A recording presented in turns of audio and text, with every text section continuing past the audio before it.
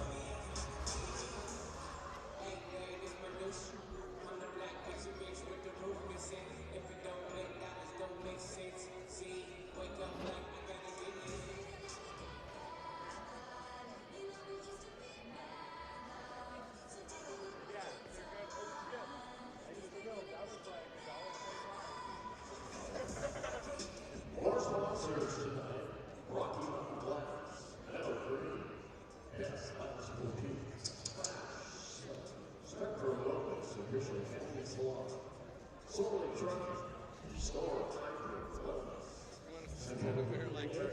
Energy Power System, Yellowstone Fitness, and Synergy Design. All here for your Billings Outlaws at TDS.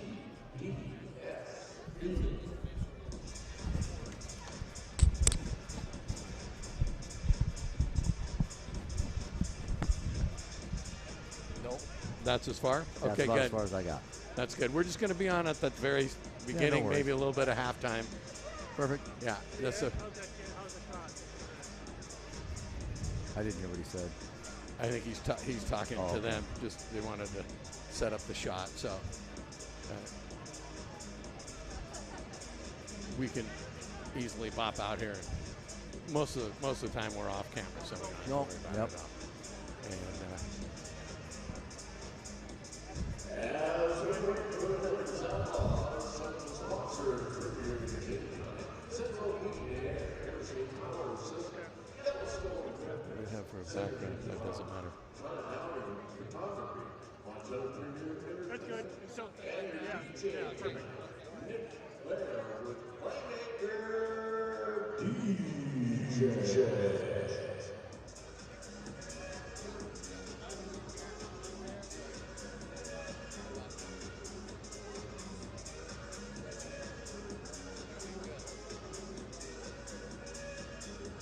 For sponsors tonight for your Billings Outlaws, the best glass boutique, Sunsplash, Spectrum Wellness, Official Candy Salon, 9 Rounds, KO Fitness, and Knockout Smoothie Company, Solely Trucking, Restore, Wellness, Central Heating and Air, Energy Power System, Yellowstone Fitness, Synergy Design, Sean Downey Photography, Montana Premier Entertainment.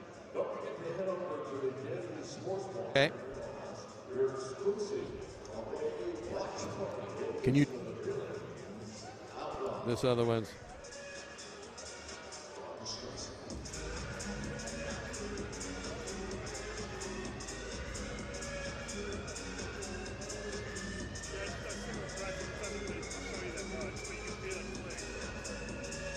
Right now, that's active.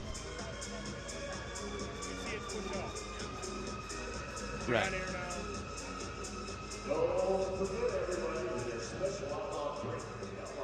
Make sure that I'm back on air. Gotcha.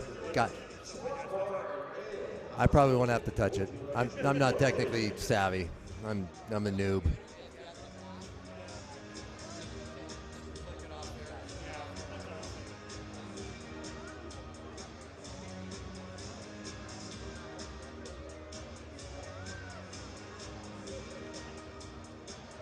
Click back. Gotcha. There's a definite difference in tone when I switch from on air. Yeah. Can you hear me on air right now? Bobby, can you hear me talking? Okay. Yeah. Okay. Oh, now I'm on air. Yep. Yep. All right. I'm on air. I'm on air. Blah, blah, blah. TDS Fiber Field inside at Metro Park. Yes. I can hear you. Yep. Yep. I got you.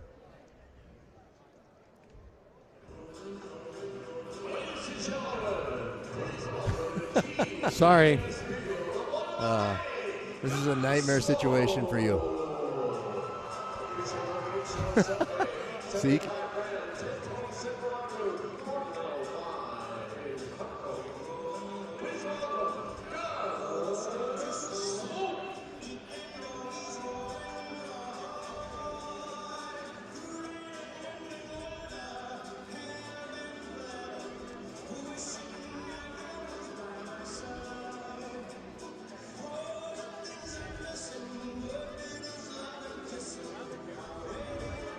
Ladies and gentlemen, the Billings Outlaws, title sponsors Wayne Wilcox, been a lifetime resident of Billings. Wow. Played a key part in the Just as long as it's a shoulder cam, we're good.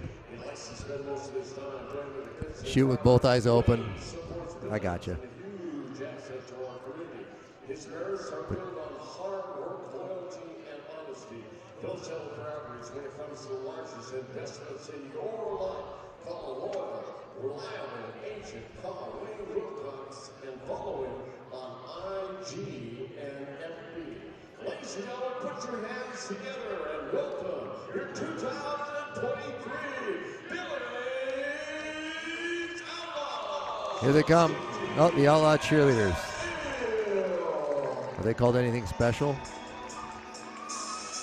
Okay, the Lady Outlaws. There we go. They're almost in sync. It's kind of like a scaled-down version for the Cowboy cheerleaders.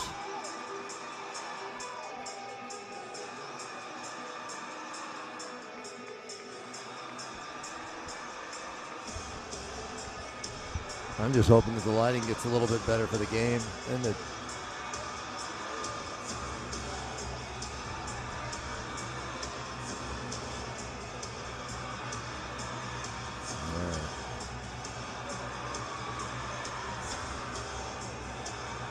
I'll tell you what, Topeka might have won the coolest helmet award. It kind of comes up yellow on our screen, but they're definitely Miami Dolphins and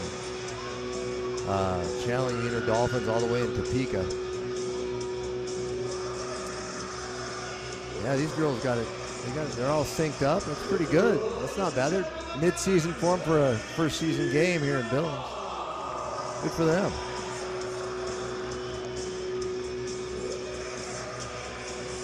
Hey, do you want to? We're going in 2 minutes. Do you want to put sport coats on for this thing, or? Well, you said 6:15. It's 6:13.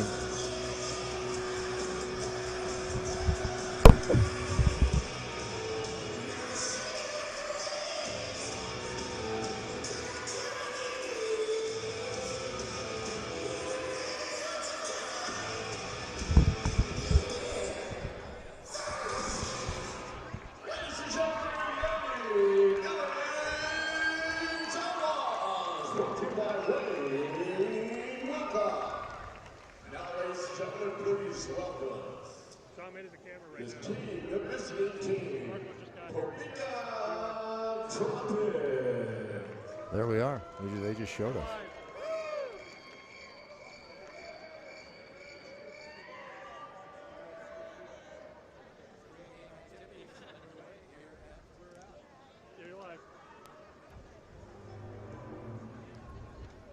All right, pregame activities underway here at Metro Park as the Billings Outlaws open the home part of their 10-game schedule this season. Hello, everybody, and welcome back, Outlaws Nation, as we're streaming live on the Champions Indoor Football Network. And we're excited about this opening game tonight against the Topeka Tropics. I'm Jay Cohn, back for another season with you, and we're glad to have you back. Color commentator with us, none other than the great Bobby Beers. Bobby is a familiar face in town. Many Frontier Conference folks will recognize Bobby as the former athletic director at Rocky Mountain College. But, Bobby, you have a long and bonny history with indoor football. Tell our fans just a little bit about it. It goes all the way back to the Colorado Crush. Wow, it's been a while since anybody uttered those names. But yeah, anybody that's been in football for a while, you've been around the ranks, you've gone up and down in different leagues and whatnot. I was a part of the inaugural season of the Colorado Crush, got to put that together from the doorstep all the way to, them showing me the door. So we're ready to roll tonight here in Billings, and it's going to be exciting. They didn't get a preseason game. We get to do a little bit of preseason stuff here tonight. It's going to be exciting, Jay. Let's listen in as PA announcer Michael Long introduces the starting lineups for this game tonight against the Topeka Tropics.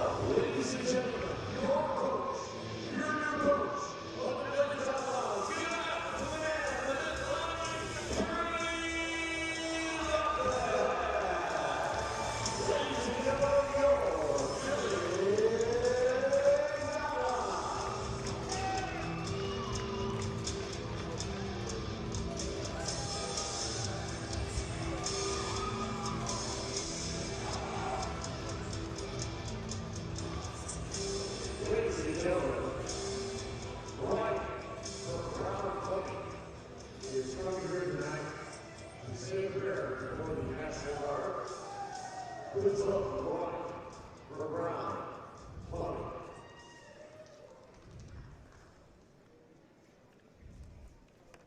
Camera, one is Chris. Let's bow our heads. Jesus, we ask the blessing of this game we're about to play. We ask that you keep these athletes and everyone on the field safe from harm and injury. We ask this in your name. Amen. Ladies and gentlemen, please welcome our color guard tonight with our national anthem. Okay, Chris is Yes, as you please rise, remove your hats and we salute and honor our country with the national anthem, color guard presented by the Warriors Wishes of Montana. Singing tonight anthem is Blake from the lake. Blake is originally from the deep, deep Bayous of Louisiana. Ladies and gentlemen, our national anthem.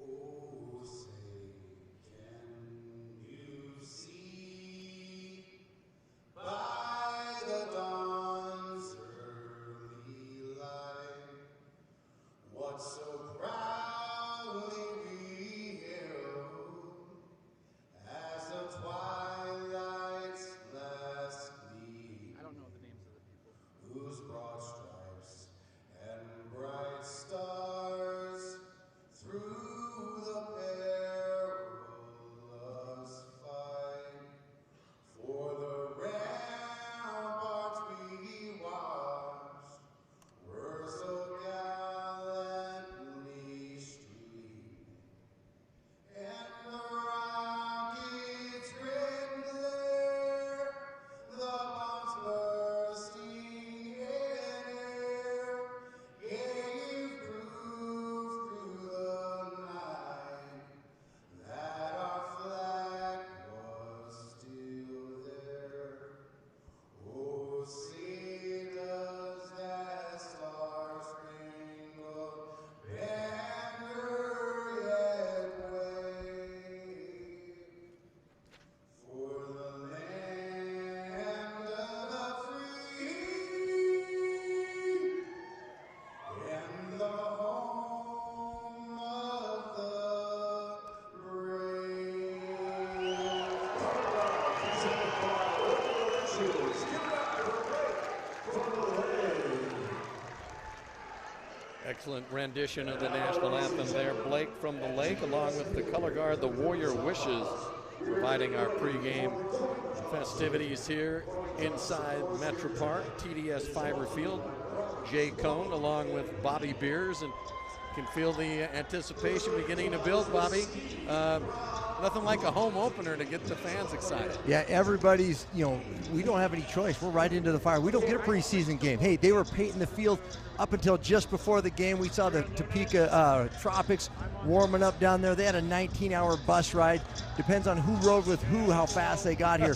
But I'll tell you what, it might be a little bit of a bumpy road to get here, but these teams are ready to play. It's going to be exciting, and there's a lot new and a lot to be excited about here in Billings tonight. And we're very excited you can join us on the CIF streaming network. Glad you could jump on the stream. Plenty of storylines. We have some time just to break down this game for you. Topeka comes in 0-1. The Outlaws come in their home opener, also 0-1. So these are two teams that need to get on the right side of the win-loss column tonight. Billings has to find the end zone. 19 points isn't going to cut it in indoor football league. I don't care how big the football field is. This is a battle of possessions and finding a way to find the end zone. Billings has to do that tonight. They made a quick change, didn't they, Jay? They changed offensive coordinators. Absolutely. And they just hired him just recently. How quick ago, or how long has this guy been in town? 24 hours, I think. I noticed on their website just yesterday, Sean King, brought in as assistant head coach, offensive coordinator, most recently with the Quad City Steamrollers. And as you said, in that opening loss to Omaha, where the Outlaws scored only 19 points. That was a wake-up call that they need to get their offensive act in order very quickly here. 24 hours isn't a long time to get a feel. They're probably not installing a heck of a lot of things on a Sunday, but regardless, these guys, we talked about the number of returning players for Billings. It's going to be exciting to see if some of that chemistry comes back and the familiarity with the building. They can get some things clicking tonight here at home. Well, I know it's been a long and arduous process to get the team ready for this game, not to mention the arena here at Metro Park, TDS Fiber Field at Metro Park, the home field for the Billings Outlaws under the head coaching of Kerry Lachlan. He comes in with 20-plus years experience. This is his first head coaching job, though. Well, he's been around. He's been at all Absolutely. levels. He's played at the professional level. He was a New Mexico State legend, been back there as a coach. This arena game is a lot different than the outdoor game. It happens a lot quicker in front of you. You don't see things develop as like you do in the wide open confines of, whether it's here in Billings at the Rocky Bowl or over at Dallas. This is fast. This is quick. Coach Lachlan brings a wealth of experience, and the new offensive coordinator, I'm sure that it's going to be the same offense. He's going to have a little bit of rhythm. You saw him walk out here, introduced to the fans. He's got a playbook ready to roll. He knows what he's doing. Well, they just had the opening flip of the coin. Topeka won and deferred. So the Outlaws will get the ball to begin the game, and some pleasantries and handshakes. And we're just minutes away from the opening kickoff here as the Outlaws will get the ball first. Topeka comes in, as I mentioned, 0-1. Billings in at 0-1. Standings in the CIF. If you go to the CIF website, you can catch those standings right now. A three-way tie for first place. Omaha Beef, the Gillette Mustangs, and the Sioux City Bandits all off to 2-0 starts. The Salina Liberty are 1-1. The Outlaws are 0-1, along with the Topeka Tropics. And then in the cellar, it's the Southwest Kansas Storm and the Rapid City Marshals, both 0-2 as we begin. The question is, how will the holdovers from last year, Bobby, mixed with the new crop of athletes, both for Topeka and for the Outlaws? The Outlaws have, I counted as many as 8 players back from the 2022 edition. Well, as we see the crowd starting to stream in here, 6:30 game on a Monday, there's a lot of things that have to be answered tonight. One of them is how long is it the nacho line? And then, as far as on-field endeavors here, there's some new faces with some old faces, and just the fact that these people are going to recognize some of these names, that's going to bring them into the seats. Now it's up to the Billings Outlaws to give them something to cheer about. Well, going back deep for the Outlaws to receive the opening kickoff, one of the holdovers from last year, Roderick Jarrett, RJ. He's out of Delta State. And also back with him is Thomas Newman out of McNeese State. Well, interesting to see if they get a ball they can return. They're in their opening game. There's been some returns of the opening kickoffs in 1 or 2 of the games that have been played already this year. So fans, keep your heads up, and let's keep a look at how this is going to shape out. It's quick, it's fast. Everybody's going 100 miles an hour in a hockey rink. And so it's a lot of fun to watch. There's the big difference between the old arena football that we're used to watching on different networks. There's no back nets to field kicks off of, so they go out of bounds. They get the ball ready to roll down deep in their own territory. So about ready to go here. The Topeka Tropics, not to be confused with the Flint Tropics. No. And it is the first day of spring, just for the record. We're not sure how tropical that is in Billings. The kick by Martinez sails out of into the suites. Got to be on your toes that close to the field, Jay. That's going to be a good break for the Outlaws. They're going to take it right at the 25-yard line at midfield. If you're just joining us, Champion Indoor Football, the field is 50 yards long. The end zones are 10 yards, except they're curved around the boards, and it's a 30-yard wide field. So it's a very condensed version of what you're normally looking at on the football field. You got motion before the snap. You got 2 players in motion coming downhill quick, and then you got to defend that. So, like I said, things happen a little bit quicker on a condensed map, and boy, it does come at you quick. It's kind of fun to watch here as a little bit of confusion in and out of the huddle, but that's to be expected this early in the season. Quarterback for the Outlaws is Vincent Espinoza, 6'4", 205 out of Lincoln University. He had a couple of touchdown passes in the game against Omaha, and the give is right up the middle right away. Open That's Denarius Antoine, a holdover from last year out of Southern Miss, and he got a good gain of 6 yards on first down. Little quick hitter off the left side. The safety coming up there real quick for Topeka, number 9. And the roster's in flux as we go. I guess that was number 5. He is on there. Dwayne Autry, the second. Yep, 6'1", 198. Espinoza hands it again to Antoine, and he tries to break a tackle, but he'll be brought down with virtually no gain, maybe a half-a-yard gain. A slew of Tropic players in on that Dylan Van gang tackle. Boxel over there. He met him first, slowed him up, and then everybody rallied around. Gerald Lenore was over there. Topeka rallying to the ball there on that second down, brings up third and manageable here for Billings. Split out here to the near side. Deshaun Williams out of the University of Washington, number 33. Let's see who goes in motion. Probably both him and Cadell. Here's the quick hitter. Oh, right in and out of the hands. Well, right on target there. Quarterback Espinoza. I mean, just running a little stick route, just run to the sticks and stop. And that one tried to turn it upfield before he had possession. So big fourth down here early for Billings. 4th and 3, ball at the 18-yard line. They've got to get it to the 15, or just shy of the 15. Espinoza sends the 2 players in motion. Another quick hitter, bounced up right off the chest of Dwayne Autry. Yeah, he was surprised at that. Well, a little more sense of urgency in that route. The timing with the quarterback, not necessarily what you wanted it in the passing game, but the running game looked promising early, and then Topeka rallied. Turnover on downs, and we're going to have to see this Billings defense flex its muscle early. A pass intended for Chris Lewis. Wide receiver, also defensive back out of Kentucky Christian University. So now it's Topeka's turn on offense. Billings came up short, so they turn the ball over, and Topeka will put it in play right at the 18-yard line. Chris, I'm sorry, Jay, maybe it's just the uniforms, but Topeka's front 3 look ginormous. Don't they, especially from this angle. Their quarterback, Lorenz Stefan, out of Scottsdale College. He's 6', 203. And his receivers, 2 of them in motion. He's going deep right off the bat. Wide open in the end zone. Oh, a nice defensive play. Damian Francis breaks it up for the Outlaws. Francis did a great job reading the receiver, making a play when he went up for the ball, able to break that one up. But Stefan was right on target with that first deep throw. I mean, he's got pretty good accuracy, especially chucking that ball almost 40 yards or 35 yards or so in the air, and then Billings making a great defensive play, bringing up second long here. Intended for A.J. Ryan. Oh, here's Stefan again, and nearly picked off in and out of the hands. Roderick Jarrett. Boy, he'd like to have that back. That had pick 6 all over it. Something must be going on with the ball. Nobody can catch the ball. Offense, defense.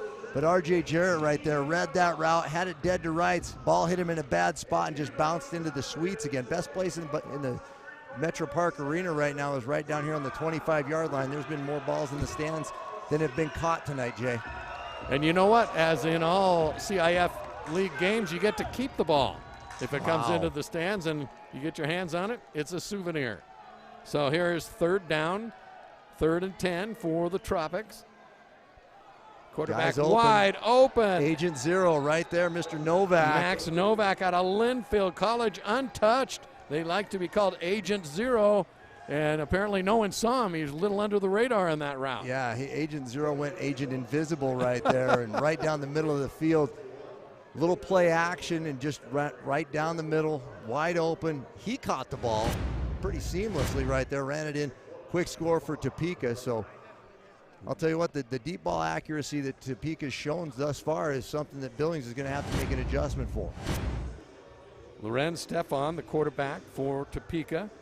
So 2 incomplete passes and then a third for a touchdown. So they're in business, and they're going to go from the 5-yard line, see if they can get this extra point. It was going to be worth 3 points if they get it in the end zone. Oh, bounced just short. Stefan trying to hit his receiver in the end zone, A.J. Ryan, but he came up a bit short. Let's go over a good opportunity, Bobby, for us to talk about the new point after rules in effect this year at the CIF. You can go for 1 from the 2-yard line. You can kick it and go for one. You can run it in for two. If you want to go for three, they'll place the ball at the 5-yard line. Or if you're a gambling man, they'll put it at the 10-yard line and you can get a 4-point PAT. Well, right there, you saw Stefan Lorenz create a little space for himself, had a guy open. He got a little happy feet, and then just threw it right at the feet of his intended receiver. Things break down. He showed the ability to create on the run. He had guys open. So, regardless of where they place the ball, whether they choose to kick it or not, it looked early on like they've got some issues with their kickers. We saw their first kick go flying into the stands. They already have a new kicker now. A.J. Ryan's going to They've replaced him, so whoever's number is drawn before they have to place the ball down, that's who's kicking it off. So they got 22 and 10 back there. A little bit like a free kicker in soccer there. Tomas Newman along with Jarrett back for the Outlaws. They can't decide. It's Jarrett who picks it at the 5, breaks a tackle out to the 15, and out to the 18-yard line. Roderick Jarrett, RJ, puts the Outlaws in business. Tackle made there by Marcus Gray.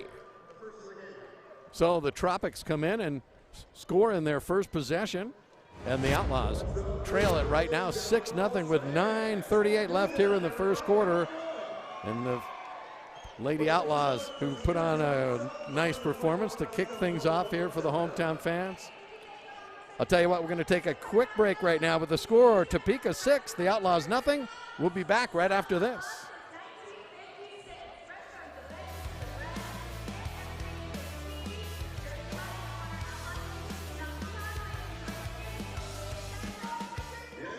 Over a period of time, hard water deposits can damage or even ruin your expensive in-home appliances. Let Brown Plumbing and Heating help you protect your investments with a water filtration system. With our licensed plumbers, installing a new water filtration system will be a snap. Brown Plumbing and Heating offers free in-home estimates and free in-home water testing. Don't let hard water be the downfall of your home appliances. Call Brown Plumbing and Heating for your water filtration system needs.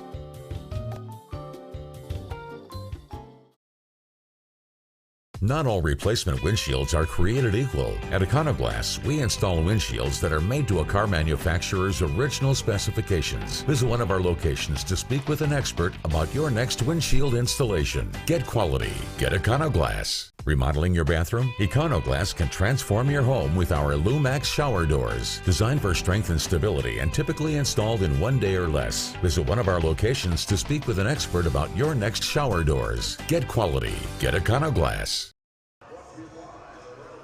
Welcome back. Billings Outlaws football here on the CIF network, streaming live. And right away, the Outlaws find themselves in a bit of a hole as the Tropics marched down and went for a quick pass from A.J. Ryan. Hauled that in from quarterback Lorenz Stefan. All right, so the Outlaws on offense. Vincent Espinoza, the quarterback.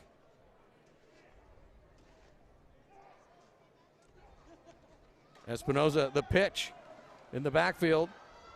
Josh Baptiste up across the 20 to the 22-yard line. Yeah, Baptiste showed good patience there, waited for his block to develop. The big number 79, Kenneth Williams, he came in hot, got that block, and then got a couple extra yards after first contact. So a gain of like 5 yards on first down. 22-yard lines where the Outlaws have put it in play. About 2nd and 6, Bobby. So that running play got a little positive yardage, something the Outlaws were looking for in motion. The give in the backfield. Loss of 1 there. Tried the same play, 69. Big number 69, Pico Leota, not able to pick up the block there. The Billings running game really, that's kind of, they've had a lot of success here. So 3rd and long, they're in 4-down territory regardless wherever you're at on the field here. But Billings got to be able to get this passing game going if they want to establish some offensive presence and, for that matter, an identity. Absolutely. They had held to less than 30 yards rushing in the game against Omaha a week ago. So as you said, Bobby, this is a passing league. The run will set up the pass, but many of the pass will set up the run here. And a little movement along the offensive line The Outlaws players are pointing at the Tropics, and the Tropics are returning the favor, so we'll see what the officials have to say. A little bit of an early jump there on the edge by Billings. Yeah. And again, it's the case of who done it over there on the left side of that offensive line. They're pointing at each other. Whoever points first, usually the foul is on him. It's a case of, are you kidding, it was me? Clock is running, under 8 minutes left here in the first period. You're watching Outlaws football here on the CIF streaming network. Jay Cohn along with Bobby Beers. And it's a 6-0 lead by the Tropics here in the early going. Espinoza drops back looking to complete his first pass. And he does, out to Chris Lewis. Lewis close to first down yardage across the 25 down to the 24-yard line. Lewis doing a great job trying to get that first away from that first tackle, but the Topeka defender right there drags him down right at the end. Just runs a little stop route, little deep hitch, and then just a little bit short. So it's fourth down rather for this Billings team, and I wouldn't be surprised if they just plugged it right up inside behind those big boys. They've had some good push up front and found some holes in this Topeka defense with the run game. Josh Batiste is the running back at the side of Espinosa. He'll get the handoff. He gets the first down across the 20, breaks the tackle, but a shoestring stop made by Dwayne Autry, the second.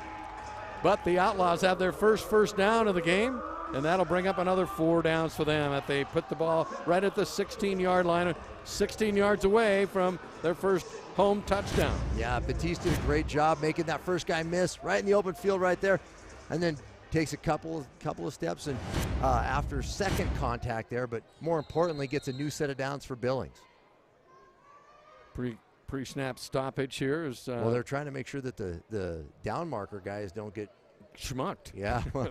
You have to have your heads up here inside the arena. The football players moving at all costs. Here's a pass from Espinosa to Deshaun Williams. It's complete down to the 11-yard line. Williams, big old boy on the outside. Quick stop route. Espinosa timing has been perfect by Espinosa, and right there the receiver hangs on right there. Good gain on first down. Espinosa's had good target, just hasn't had the receivers catch the ball all the time right there. There's the Topeka swarming around there on no yardage after the catch, though. So good football play by both sides. You mentioned Williams, good size, 6'2", 235 out of the University of Washington. In motion goes Newman. Espinosa looking. We've got flags flying into the end zone and into the seats. Goes with the football, and did a player flip over the side? Yeah, one of the Tropics did. We lost one. He'll be back here in a second. We had a Billings Outlaw. They mistimed the snap. He was a little bit deep when the ball was snapped, so I believe that's what our call. Mr. Claunch is our referee.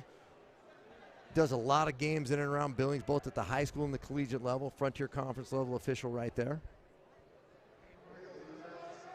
Illegal defense against Topeka. Defense.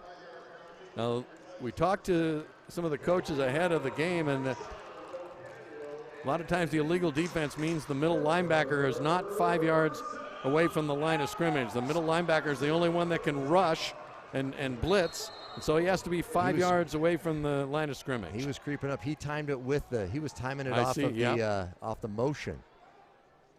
So Espinosa calls the plays. Here's the flip to Joel Shaw into the boards right at the 5-yard line. Shaw out of Kent State, 6'1", 219. Not much running room there. No, I mean, and you run out of room quick on this field. And good chase there by Gerald Lenore, defensive lineman out of Davenport University. Just ran right down the line and slammed him into the boards, forechecked him there. You can see our angle there, how big some of these Outlaws and Topeka Tropics linemen are. They are large humans, and they can move and make way some real estate. Espinosa now, he's going to pitch it to Newman this time. Across the 5 down to the 2-yard line, maybe close to the 1. Yeah, and right there, Dwayne Autry the second. He's been busy. Yeah, he has. He's not afraid of contact right there, and he stepped up into the gap and, didn't get much gain. Maybe a gain of 1 there. Brings up 3rd and goal on the 2 here for Billings. Here's your replay. Again, Autry in on the initial stop. Yeah, he's coming downhill right there from his defensive back position. Brings up a third and goal, 3rd and 2 from the 2-yard line. Outlaws trail it, and there you see it on the scoreboard. 6-0 to the visiting Tropics from Topeka, Kansas. Espinosa is going to give it again. Newman, can he find Pater? He does! That time he just followed his blockers, just saw a wall of black behinds, and he ran right behind them and into the end zone for the first home touchdown for these Billings Outlaws. Thomas Newman, running back out of McNeese State, 6'1", 285. Watch that cutback right there. Arm tackles aren't going to slow him down with a head of steam that quick.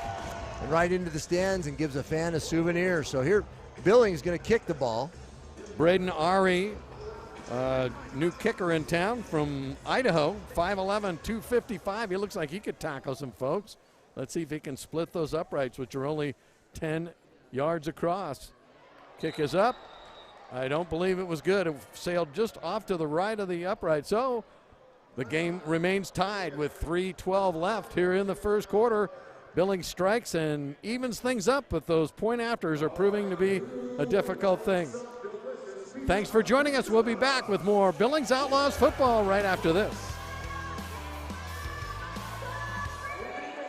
Not all replacement windshields are created equal. At Econoglass, we install windshields that are made to a car manufacturer's original specifications. Visit one of our locations to speak with an expert about your next windshield installation. Get quality. Get Econoglass. Remodeling your bathroom? Econoglass can transform your home with our Lumax shower doors. Designed for strength and stability and typically installed in 1 day or less. Visit one of our locations to speak with an expert about your next shower doors. Get quality. Get Econoglass. Putting new roofing or siding on your home is not just about slapping on shingles. It's an engineered system.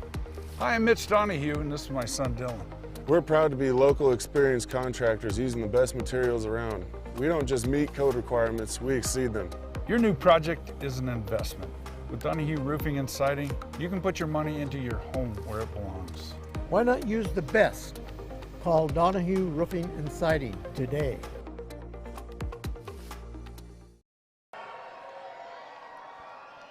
Back inside Metro Park, First Interstate Arena. You're looking at the TDS Fiber Field, the home turf for the Billings Outlaws, and we're just underway. Still 3:12 left in the first quarter, and we're all tied up 6 apiece.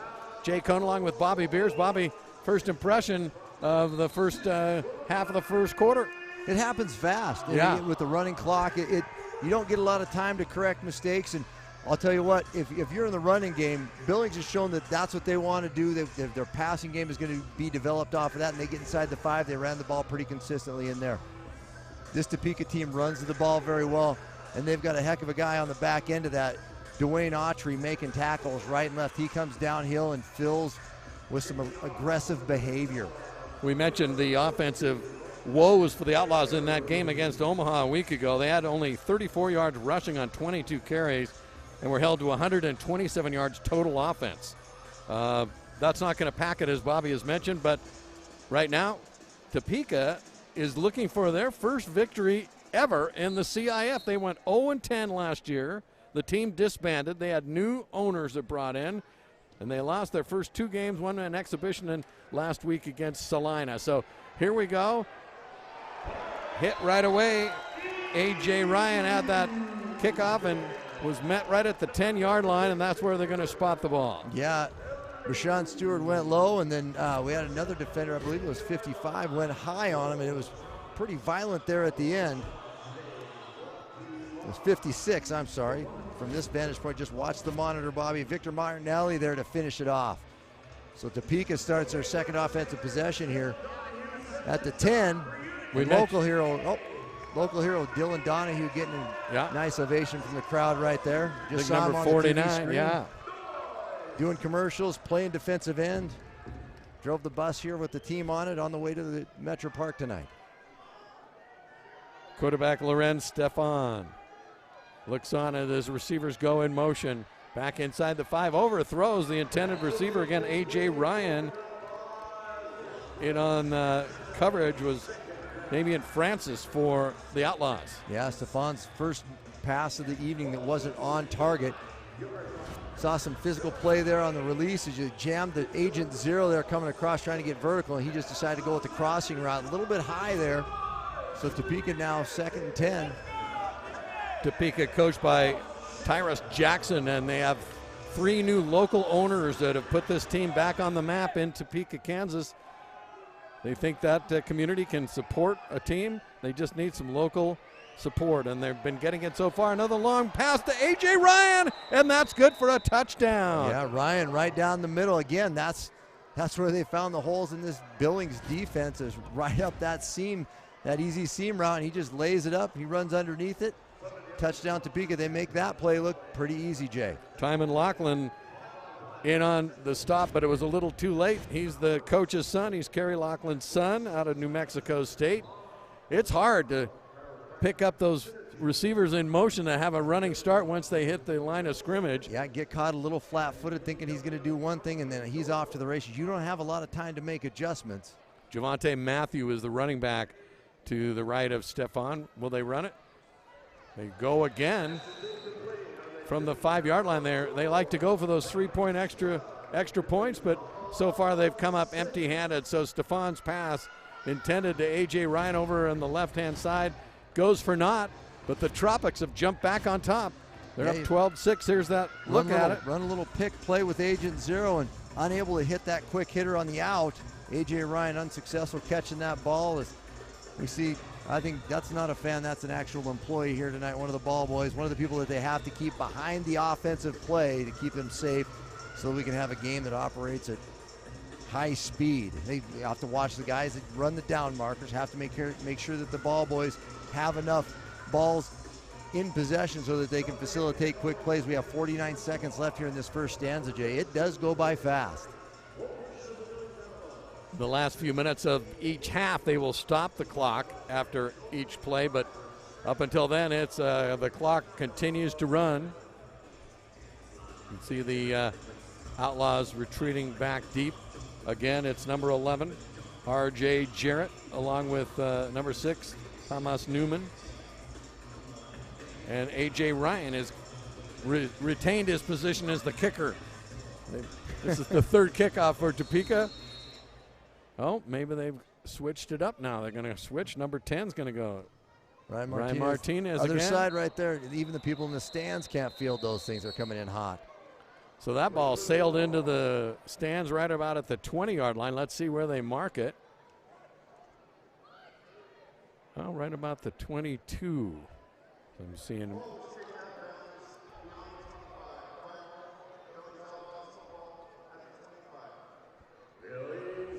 There's some clarification for you right there. Made it easy for us. So the Outlaws will get the ball at midfield, right at the 25-yard line. Let's see if they can answer the Tropics, who right now it's been the Lorenz Stefan show, as he's really been on target with the 2 long passes, both to A.J. Ryan here in the early going, and also to Agent Zero Max Novak had 1 reception as well. Novak out of Linfield College out there in McMinnville, Oregon. So the 2 receivers go in motion for the Outlaws. And it's caught again. Nice pass to Deshaun Williams. That pass right on the money. Yeah, great job there by the defensive back. It was a little hitch and go by Williams, and the defensive back wasn't biting on it. And then right on top of him, he just curled it right back up. See, comes right back to it. Back underneath, and then Williams runs through the first contact, gets tripped up there right on the wall as we run to the end of the first quarter here, Jay. Dale Williamson, number 8 for Topeka, in on that stop, but he had to hold on for dear life. There is the end of the first quarter here at TDS Fiber Field at Metro Park. It's the visiting Topeka Tropics 12, your Billings Outlaws 6. We're back after this. Putting new roofing or siding on your home is not just about slapping on shingles. It's an engineered system. Hi, I'm Mitch Donahue, and this is my son Dylan. We're proud to be local experienced contractors using the best materials around. We don't just meet code requirements, we exceed them. Your new project is an investment. With Donahue Roofing and Siding, you can put your money into your home where it belongs. Why not use the best? Call Donahue Roofing and Siding today. Brown Plumbing and Heating is expanding to a full-service plumbing company. Brown Plumbing has been serving the Billings area since 1985, doing new construction and remodels. In addition to those services, we'll now be specializing in drain cleaning, repairs, and replacement. From water heaters to water softeners, Brown can do it all. For a free in-home estimate, call Brown Plumbing and Heating today.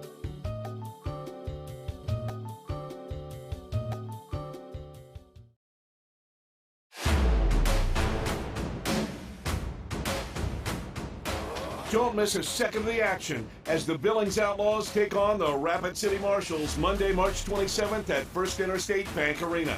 Get your tickets today.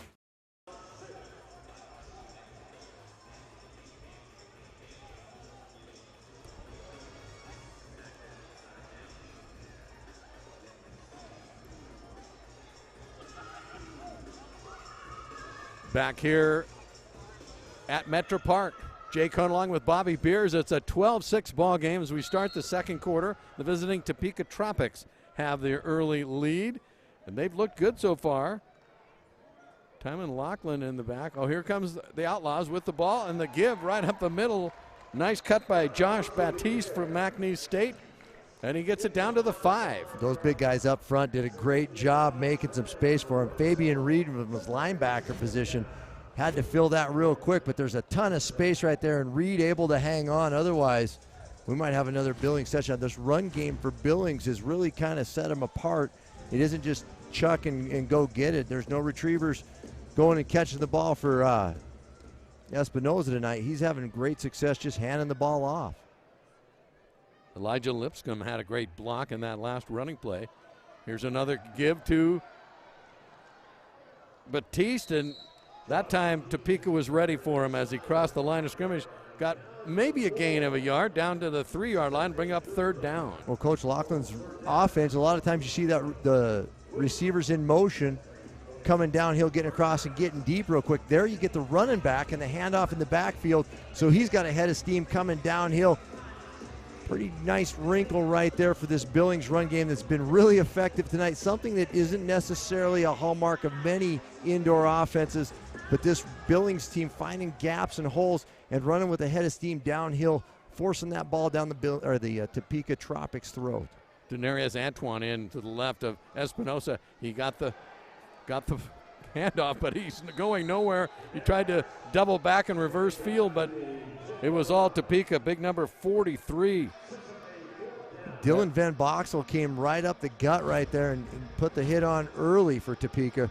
Right there in the middle, pulled him backwards, and then a host of Tropic defenders there pulling him down. Big number 43 there. Tayshawn G. He was one of their new signees. Just signed. I mean, they picked him up on the way here on the 19-hour bus ride. He got a helmet, a jersey, and a tackle. And so Espinosa, we're facing a fourth down. The Outlaws are from their own 9-yard line, trying to buy some time over the middle, and a nice catch and a great reception there. I'll tell you, Deshaun Williams reached out, and it took all of his 6'2" frame to haul that in. He's a big target. Espinosa took advantage of it, rifled that ball right in there. He was running a dig route right into the shadow of that end zone. Cuts out right there, reaches out, plucks the ball, corrals it, didn't catch it clean, but he came down with it in the end, and that's all that matters for 6 points here for your Billings Outlaws. Watch that. A little bit of a dig route right there on the back end. Drifts a little bit, able to haul that in. And another Billings touchdown here. And we're going to try the extra point from the foot. Braden Airy with the kick. And it's wide right again. So both teams struggling with that point after. We saw Airy before the game drilling it from all over the field. We put him in tight, and he gets a little tight. Both of those things, just like you said, Jay, just a little outside. Some of the shots of the fans here. But the Outlaws have tied it up with 12:04 left in the first quarter. It's Topeka 12, the Outlaws 12. Let's take a quick break, and we'll be back right after this.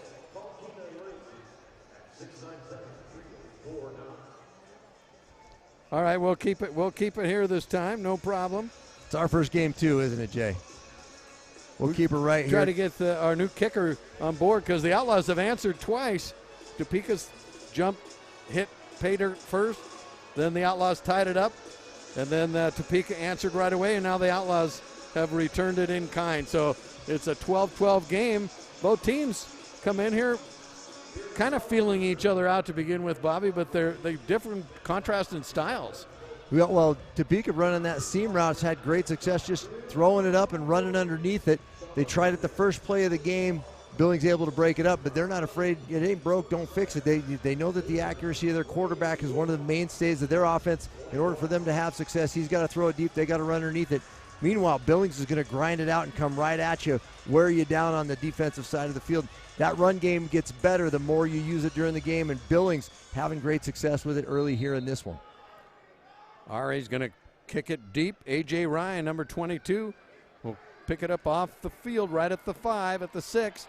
Breaks a tackle to the outside, and it's Braden Ari, the kicker, who blasts him into the boards as he gets cross midfield down to about the 22-yard line. Ari gets to use that big kicker body of his, slam him into the boards. Otherwise, Topeka able to make a one-cut and dash for the end zone, but Ari not letting it happen. Putting him into the sideboards for the takeover right there on the 21-yard line. You see him right there, kicks the ball, makes the tackle, throws him around a little bit. A kicker that big with attitude, I'm not messing with him, Jay. Absolutely. You saw some of the dynamics of CIF football. When they kick that ball along the turf, who knows which way it's going to go. That one had a nice little roll to it. It sure did, and he knew, just picked it up and took off. Didn't hesitate whatsoever. So Vincent Espinoza, the Outlaws quarterback, will put the ball in play. Or I'm sorry, Topeka in play. The give up the middle, that's Javante Matthew out of Holmes Community College, hit right away. Yeah, Antoine right there filling the gap from his linebacker position, just came down, wrapped him up. No gain on the first play of the series here. I thought he might have lost it down in. That linebacker, like you said earlier, has to be 5 yards off the ball. So they weren't fooling anybody right there. A little confusion on the Topeka offensive side of the ball. Regardless of what was going on there, Antoine had it nailed down, so it's second long here for the Topeka Tropics. Javante Matthew, the running back, split out to the far side. Now they two go in motion. Stefan, ball is knocked down by Dante Marshall. 6'4", 310 out of Central State, showing his moxie. Yeah, he's a big, tall drink of water right there. Everybody just ran hitches for the offense, and that big old hand, that meat hook, he had pressure into his face. He got his hands up into the passing lane. Big third down here for this Billings defense. Can they hold, Jay? Not enough space for this Tropic passing game, where they know we just like the chuck and fetch for these Tropics. Well, let's see what they can do. They've got 21 yards till pay dirt. They can pick up a first down at the 12. Players in motion. Stefan looking deep, and again wide open. This is Ryan Martinez out of Waldorf, and mix up in the defensive backfield for the Outlaws. He ran a little stutter go right there, right up the seam, and that's the soft spot so far for this Billings defense. A little stutter go. They bite. He flows. Touchdown Topeka. Same spot in the defense, right down that left hash every time. Lorenz Stefan, nice touch there. Condensed field, same result with the seam play. And here we go with the point after from the 5-yard line. If it's successful, it'll be worth 3 points. Stefan looking over the middle, and he finds Agent Zero. That's Novak. I don't know if it was meant for him. As you watch the pick play, 22 puts his hands up, but Agent Zero comes down with it. We get 3, our first successful extra point of the night, Jay. Well, it was a first for everything. 21-12, the Tropics have your lead. We'll be right back.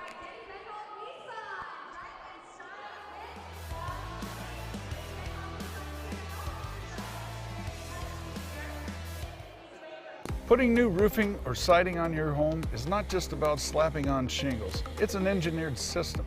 Hi, I'm Mitch Donahue, and this is my son Dylan. We're proud to be local experienced contractors using the best materials around. We don't just meet code requirements, we exceed them. Your new project is an investment. With Donahue Roofing and Siding, you can put your money into your home where it belongs. Why not use the best? Call Donahue Roofing and Siding today. Brown Plumbing and Heating is expanding to a full-service plumbing company. Brown Plumbing has been serving the Billings area since 1985, doing new construction and remodels. In addition to those services, we'll now be specializing in drain cleaning, repairs, and replacement. From water heaters to water softeners, Brown can do it all. For a free in-home estimate, call Brown Plumbing and Heating today.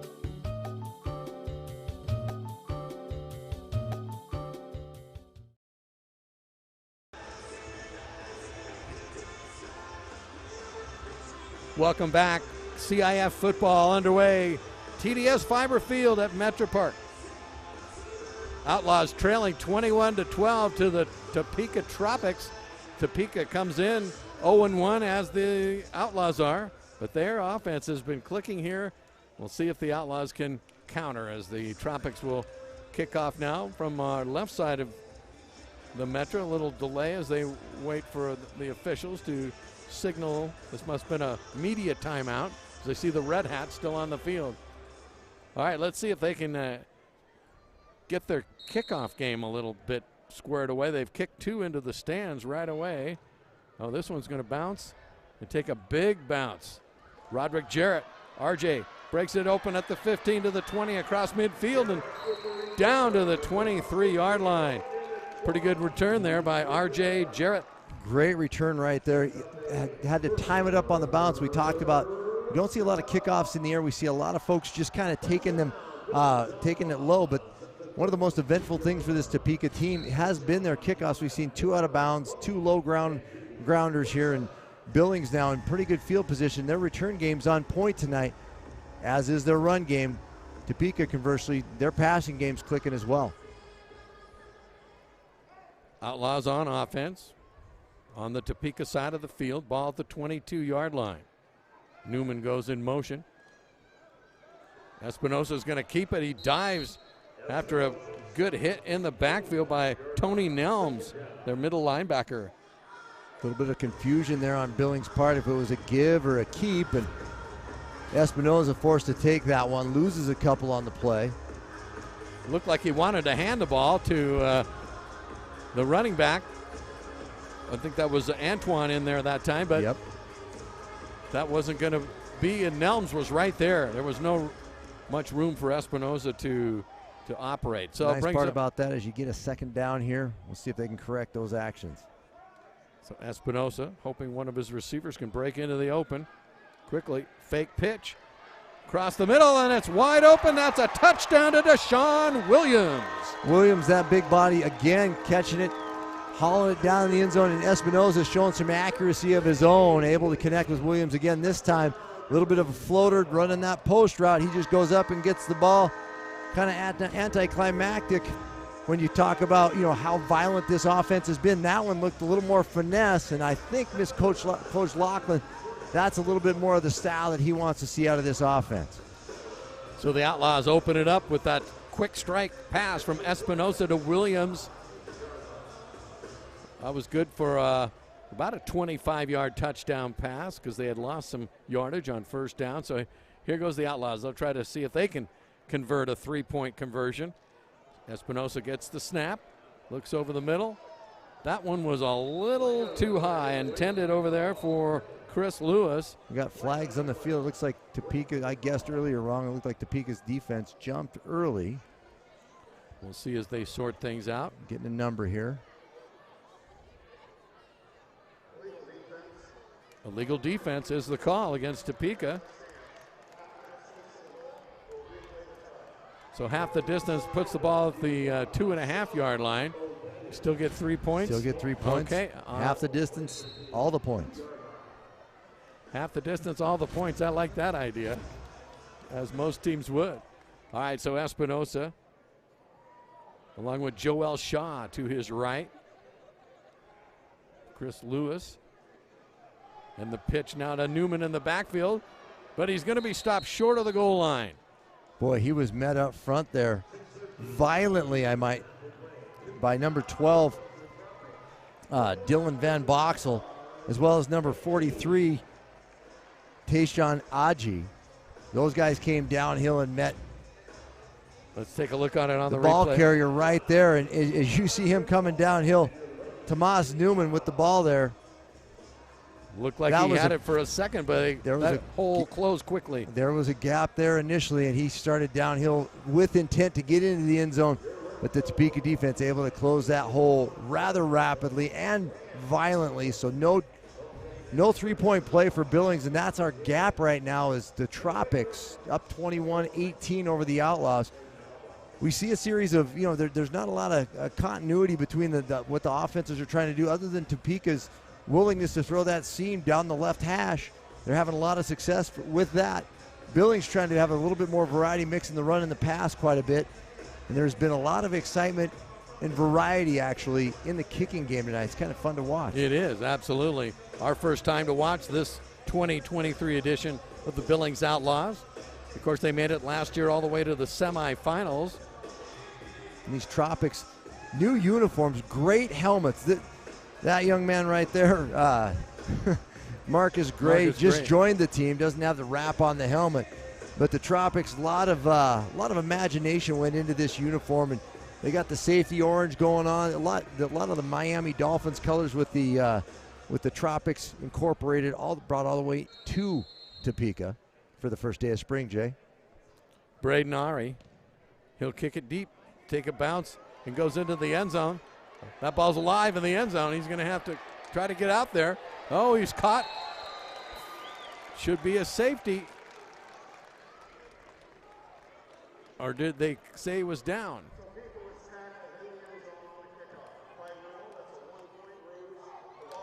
A 1-point ruse for the Outlaws. There we go. We're making up some points Yeah. right here at home just from some special teams play. He tried his best. I thought he was going to be hit right at the backboards, but he did a little stutter step. Good chase and good effort play by that Billings special teams. Narrows the gap on the scoreboard to 2. And then Topeka now down deep in their own territory. Ball at the 5-yard line. Well, they'll put it in play after that. It really wasn't a mishandle of the kick. The ball took a crazy bounce over the top of his head. Just and a he had to retreat and get it. By then, kick, there was no place to go. So here come the Tropics at their own 5-yard line. Loren Stefan, the quarterback, looking for some receivers, and he's intended it for A.J. Ryan, but led him just a little too much. Defense there by Jamario Benson. And Ryan with a full head of steam coming across there. He's gonna run out of real estate real quick. This is not that wide a field, and he was hauling tail across the middle right there, just unable to make that connection. Stefan's made a living tonight right up the seam, just a nice floater and letting his receivers run under it, trying the crossing routes unsuccessfully there. Dylan Donahue, Dante Marshall, and Eddie Hamilton, the front line for the Outlaws. They have their work cut out for them as the Tropics, they average over 300 pounds on their line. Stefan looks, and that's going to be a legal defense, I believe. Yep, I think you got that one. Number 2, Daenerys Antoine. The linebacker snuck up there and was breaking the line of scrimmage very quickly. Anticipating the snap. Yeah. Oh. So it's not. We're going to have to stop guessing what the calls are, Jay. That was a legal procedure. So they back it up to the 2.5-yard line. That, I guess, that illegal defense is just that middle linebacker. So that time it was Eddie Hamilton coming across, and as a lineman, he's able to do that. Here is a ball put up for grabs. Oh, almost. Didn't see it. Damian Francis was right there covering Agent Zero. Yeah, Max Novak wasn't aware that the ball was in the air. And Stefan had to get rid of that thing. Mike Backer was coming hot, free. He stood in there as long as he could and just tried to put it in an area where his receiver could see it. Unfortunately, Novak might have lost it actually in the lights. I wouldn't be surprised. Had Francis turned around in time, it almost hit him in the helmet. Exactly. It just sailed into the suites here at Metro Park. So Stefan from his own end zone trying to find someone open, and he finds out of the backfield Great tackle. Yeah. That is a great open field tackle. The dimensions of the field change, but tackling still important as Brashawn Stewart, the second, does a great job right there. Looks like this could go big, but Stewart right up in there brings up 4th down with a great open field tackle for this Billings defense, filling the gap where needed, and Stewart right there coming up with a big play for this Billings defense. That was LaDerrick Richardson, the wide receiver out of Independence Community College, that snuck out and got his hands on it, but a great tackle by the Outlaws stopped the play. So 4th down, the Outlaws try to see if they can get that ball back right away. Here's a pass intended for the boards. It's incomplete. Ouch, that had to hurt. Ryan Martinez just smucked that board right below us. That had to hurt. Yeah, full head of steam, just running that deep corner route. That ball's on a line right where it has to be completed, and you can see the faces of the fans here in Billings. That young man, that's a little bit violent on a Monday, Dad. Damian Francis in there on the defense for your Outlaws, and the clock is running now. The Outlaws will have the ball at the Tropics 8-yard line. These fans are up close and personal. You take your safety into your own hands here when you're watching, leaning up right against the rail, seeing action up close and personal, and that young man could have been in somebody's lap, or maybe a pizza. Could have been a pizza, or the nachos look delicious as well. All right, so the Outlaws with a chance here to take the lead. 1st down at the Topeka 8-yard line. Espinosa, he's going to try to run it himself as no one was open. Stop made right away. That's Aji rather. Van Boxel also. Those two guys have been very active for this Topeka defense in the first half. And you can see how quickly that we're down to just 2 minutes and 15 seconds left in the first half. So that first half just zips right along. Topeka's defense right there. That rush got there, but the reason it was able to get there is their back end, those DBs rather, easy for me to say, good with the coverage right there, especially in this short field, forcing Espinosa to pull that down and try to create something with his feet. 2nd and goal. Ball is backed up now to the 11. In motion. Oh, it's a drop. Was that intentional? Yeah. Josh Batiste picked up the little bobble right there. It wasn't necessarily the way it was drawn up, but it was effective, moving the sticks a little bit, but it's still check this out. Goal. It looked like Espinosa was going to try to get it to him, and either he dropped it or bounced it off the turf. It was almost the fumble-rooski. It was almost one of those here balls. You take it. All right, so that'll bring up 3rd down. The ball down at the 6 now. 3rd down, split out wide to the right. Chris Lewis. Deshaun Williams will go in motion. And the pitch goes to Newman. Newman breaks into the open end, scores the touchdown, and fires the ball into the stands with authority. Newman did a great job right there, just waiting for that play to develop and cutting it back as you watch it right here. Quick toss play, sees it all developing, everything's running by him. He cuts it back across the grain into the end zone. Billings now on top. Again, those arm tackles aren't going to stop anyone. No, he's got a little bit of depth. And now everybody got a body on a body. There's 3 guys standing around, and Newman knows what to do with the ball. Head of steam into the newly painted end zones here in Metro Park. So 25-21 your score. We're waiting to see what will the Outlaws do. Will they go for the 3-pointer at the 5-yard line? It looks like that's what they've told the officials, as they place the ball at the 5. 4-point lead. You get a 3-point. You see Coach Lockman in the middle of that huddle right there, drawing something up for these guys, making sure that he gets a hat on a hat, whether they're going to run it or pass it, but making sure that whatever they're going to do, everybody's on the same page. This is important right here.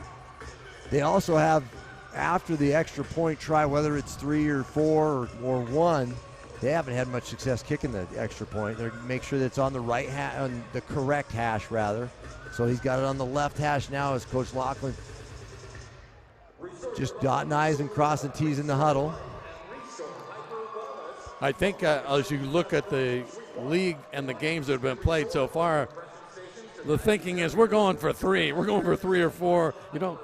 We had a couple, the Outlaws went for the extra point just to kick it, But it's proving to be very popular, I think, also with the fans. But here it is, a 25-21 lead for the Outlaws here. A 3-point extra point would make it 28-21, basically up by a touchdown and an extra point.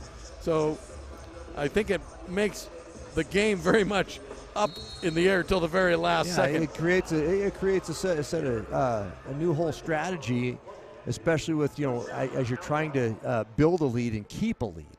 Daenerys Antoine, the running back, to Espinosa's right-hand side, and now in motion goes Joel Shaw. The pass across the middle, intended for Williams, and just couldn't quite get there. A nice defense right there. Marcus Gray, number 4, got a hand on it. Yeah, we'll get bringing another the look outdoor at game in there with a little zone read action. Just going to fake the handoff and pull it down and throw the slant behind the backer as you see the backer move with the play action. Unable to connect there with Williams. They moved the backer inside and tried to hit it in that one little area. Williams was just too fast through the hole there, and Espinosa throws the ball incomplete. And another unsuccessful extra point. Tyron Lemon, the defensive back, in there along with Marcus Gray, but Lemon's the one who got his hand on that to knock it away. Just a quick read by Espinosa. He looks like he's getting more comfortable.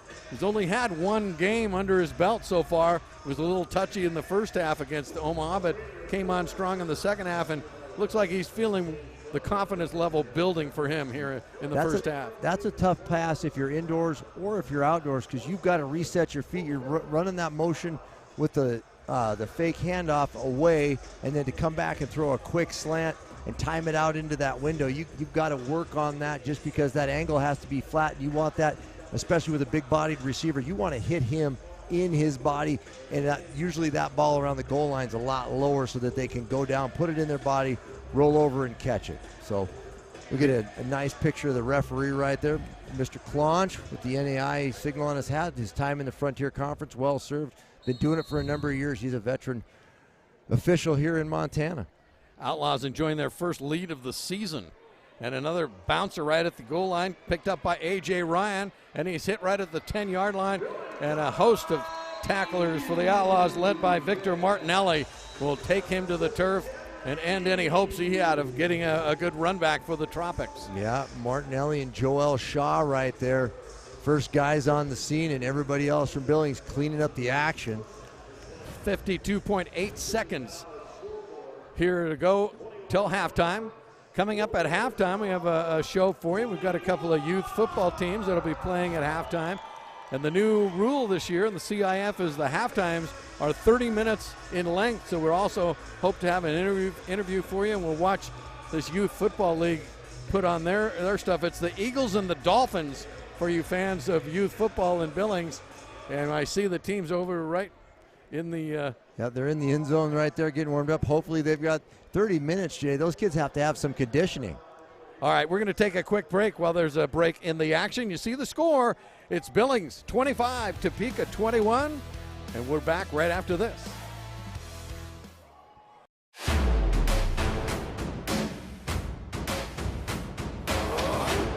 Don't miss a second of the action as the Billings Outlaws take on the Topeka Tropics Monday, March 20th at First Interstate Bank Arena. Get your tickets today. Brown Plumbing and Heating is expanding to a full-service plumbing company. Brown Plumbing has been serving the Billings area since 1985, doing new construction and remodels. In addition to those services, we'll now be specializing in drain cleaning, repairs, and replacement. From water heaters to water softeners, Brown can do it all. For a free in-home estimate, call Brown Plumbing and Heating today. Back to the action here inside Metro Park. It's A.J. Ryan with the ball, and he's up across the 20. Finally brought down there by a couple of different Outlaw tacklers. Braden Ari, the kicker, in on that stop again, Bobby. Yeah, Ari's showing some courage covering kicks. I mean, somebody that big moves pretty well for a big kicker, but that's a great catch right there on the run. A.J. Ryan showing his skill set right there and takes it up and puts this Topeka offense in play in good field position. Look at the size of these linemen. And again, it might just be the white jerseys, but those guys are big. Well, big number 68, Latrell Golden, is 6'6", 367. And he's easy to spot right there. Like I said, they average over 300 pounds on their offensive line. All right, Stefan looking over the middle deep, and he's picked off. Brashane Stewart for the Outlaws gets the interception, and how's that to stop a drive? Well, the one place you can't throw, it's in double coverage. They had him over, they had him under, and the under coverage there, Stewart just falls back and finds a gift right there, able to show some skills right there, reaching, plucking that ball out of the air and returns it. So Billings in play here, under 40 seconds to go. As you see, they had him pretty well covered. Double Floated that cover. one right down the line, and Billings has the ball, 17-yard line. Not a lot of time, so the run game's probably not going to be a huge factor, but we do have this clock stopping under a minute here at the end of the half. How about that defense by Billings? As you said, Outlaws had him deep, had him short. It would have taken a perfect pass, and he was Stewart right in position to pick that off and returned it out to the 17-yard line, and that's where the Outlaws, they've got 35 seconds to go here till halftime. And with the clock stopping after the plays in the last few minutes of the half, that's a world of time. Espinosa, he's going to run it himself across the 20, breaks into the open on a tackle of the 25, and heads to the boards to stop that clock. Smart play. We got a flag down there deep in Tropic area. And the Outlaws say it's on Topeka, but they'll decline that most likely and take the good run there by Espinosa. Here's another look at it. He could see right away. Misses a tackle and gets up across the 15-yard line. Good job, open field running. So didn't necessarily get a great look on it on the replay. You got a great look at Espinosa using his feet in space, making a guy miss, and then doing the smart thing, stopping the clock, running out of bounds, still giving a few plays to this Billings offense, see if they can get something going, getting in here before the half. 1st and 10 at the 15-yard line. Receivers in motion. Espinosa, is anyone open? Right Yep. across the middle. Wow. Oh, a big hit. Thomas Newman, boy, was he open. Let's see if he's okay. You know, it's padded turf, but it's not padded that much. That looked like that might leave a mark. Yeah, Newman right there trying to be an athlete. Goes airborne, trying to get into the end zone. And the Tropics not having it at all, holding on there right at the end. Oh my gosh. gosh. Dropping, all the defensive backs caught in the end zone. And then coming up to make a shoestring tackle is Tyron Lemon right there from his corner spot, coming up and keeping this Billings offense out of the end zone.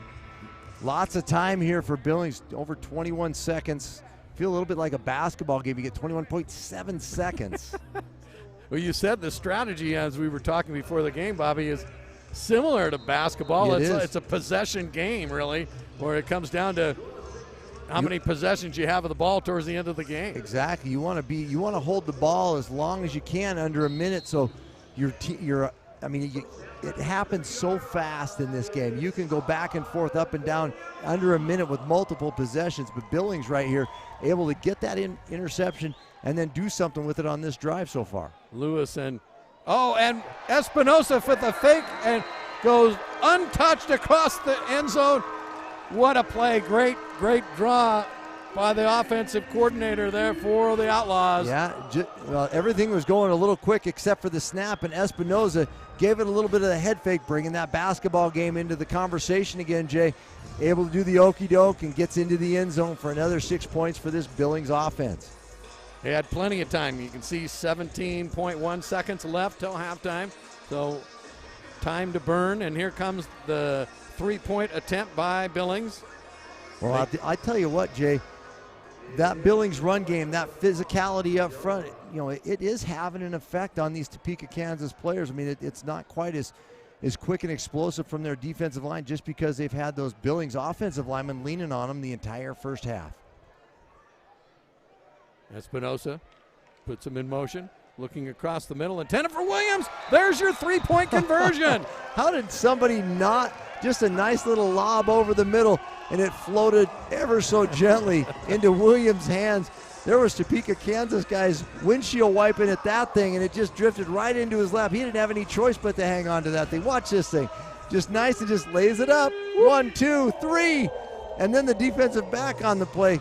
He couldn't get his hands on there. He was all over Newman, who's been making plays all over right there. Watch that one happen almost in slow motion in front of him. Deshaun Williams having a great 6-2, first half. Absolutely. A couple of touchdowns and a 3-point extra point play there. So Williams came to play tonight. Vincent Espinosa is showing us who his early favorite target is. And your favorite target, if you had 6'3", 250 pounds of human catching balls for you, that's a huge target. Hard to miss people that big. That was a great description how he just floated that ball over the middle, and it was almost like a full court slow. Everybody was trying to get it, but the timing was off. That's one of those Hollywood things that never happens in real life, and we just watched it happen.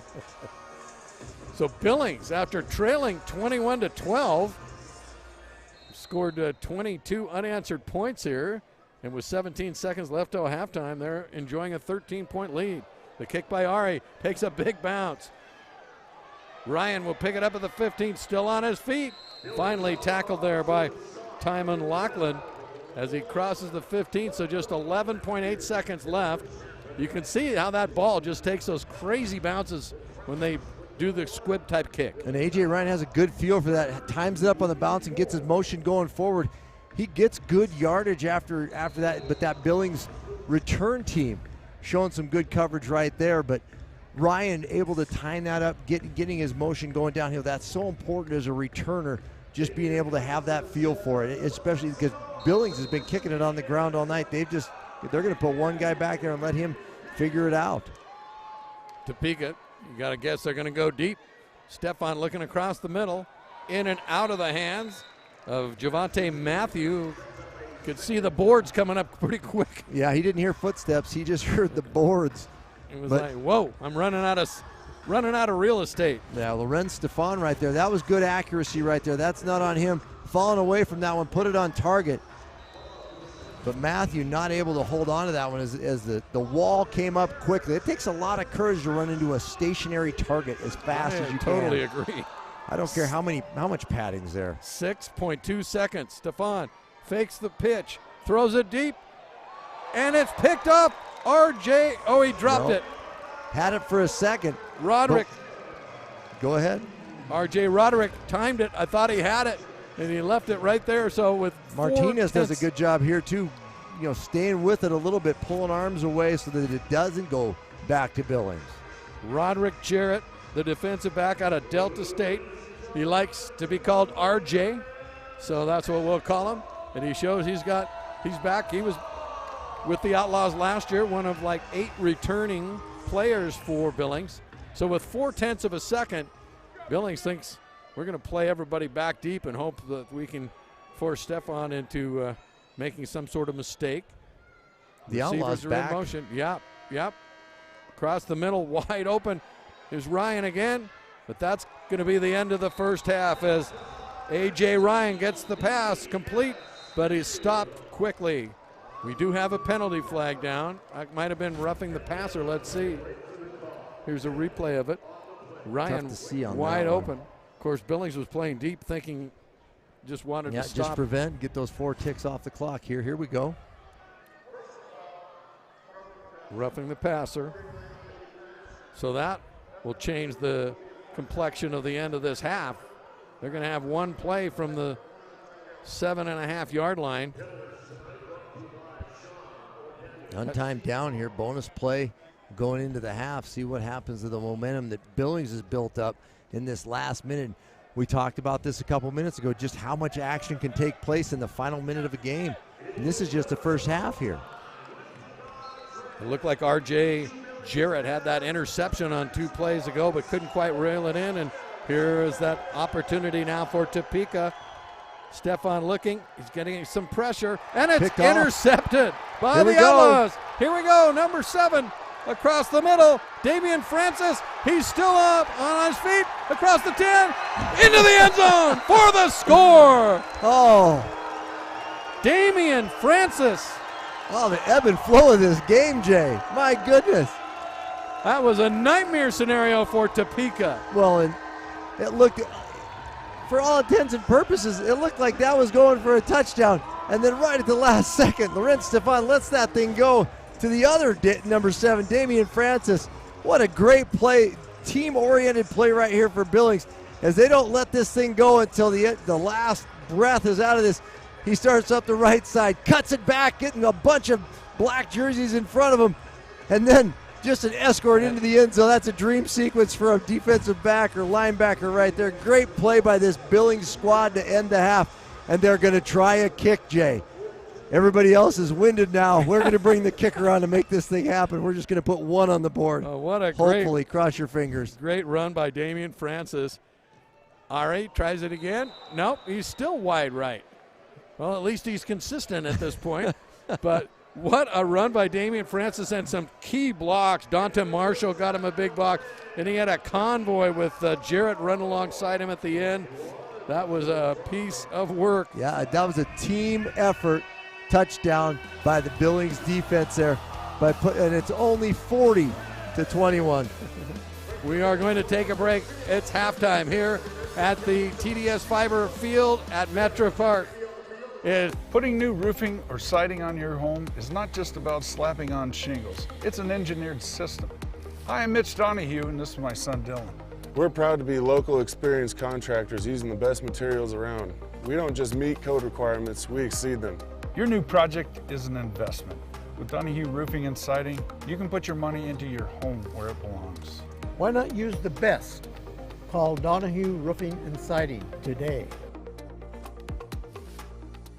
Not all replacement windshields are created equal. At Econoglass, we install windshields that are made to a car manufacturer's original specifications. Visit one of our locations to speak with an expert about your next windshield installation. Get quality. Get Econoglass. Remodeling your bathroom? Econoglass can transform your home with our Lumax shower doors. Designed for strength and stability and typically installed in 1 day or less. Visit one of our locations to speak with an expert about your next shower doors. Get quality. Get Econoglass.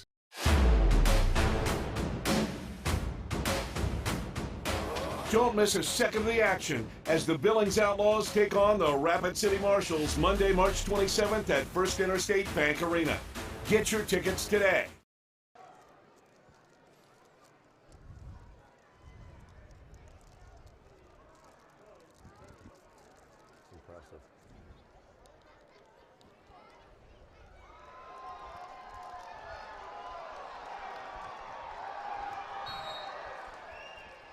Welcome back, everybody, to TDS Fiber Field at Metro Park inside the First Interstate Arena. Jay Cohn along with Bobby Beers, and you're watching the Yellowstone Youth Football as they are putting their youth football program up for viewing for all people inside the Metro right now. What a first half, Bobby. At one point, the Outlaws fell behind to the Topeka Tropics 21-12. That was in the second quarter. And then, lo and behold, 28 unanswered points later, the Outlaws enjoy a 40-21 half-point lead. Well, we watched as Topeka really started off well in the passing game, and then Billings, slowly and methodically with their run game established a line of scrimmage. Much the same philosophy that you would use in the outdoor game. And then at the end of the first half, they finished with a absolute fire. There was no stopping them. Their defense scored at the end of the half, Jay, to end this thing. And then everybody was tired, so they had to try to kick another extra point. That's the one thing that hasn't really worked for either team is the kicking game. But Billings, that last 2 minutes of the first half, they really poured it on, and Topeka really didn't have any answer offensively or defensively for this Billings Outlaw team. Right. Braden Ari has missed his extra point attempts wide right, but on that one, he did the squib kick. It took a big bounce into the end zone. A.J. Ryan couldn't get out of the end zone for the Tropics. He was tackled in the end zone, good for a one-point ruse, and that also gave Billings the ball at the 7-yard line, and they immediately scored on a little pass play to Deshaun Williams over the middle, gave him that momentum, and then at the very end, as Topeka tried to cash in right at the end of the half, the pass intended for one of the receivers for the Tropics picked off by Damian Francis, and he had sort of a convoy with some big blocks down the field. That was like I think he picked it off about the 15, maybe the 12-yard line, and returned it 30, 35, 37 yards for the score. Well, remember right before that, Billings got called for the roughing the passer play, so they condensed the field. And then Francis able to make a great athletic play, catching the ball out of the air, And then everybody went to work, putting a body on a body, escorting him into the end zone for another Billings score. It was very exciting, as indoor football tends to be towards the end of the half, just switching people out, things happening, it's chaos, and that team that can keep their heads when everybody else is losing theirs, as Billings showed a way to come together, get bodies on the opposing white jerseys, and find a way to get the ball in the end zone multiple times with this half coming to a close under a minute. 40-21, Billings leads the Topeka Tropics.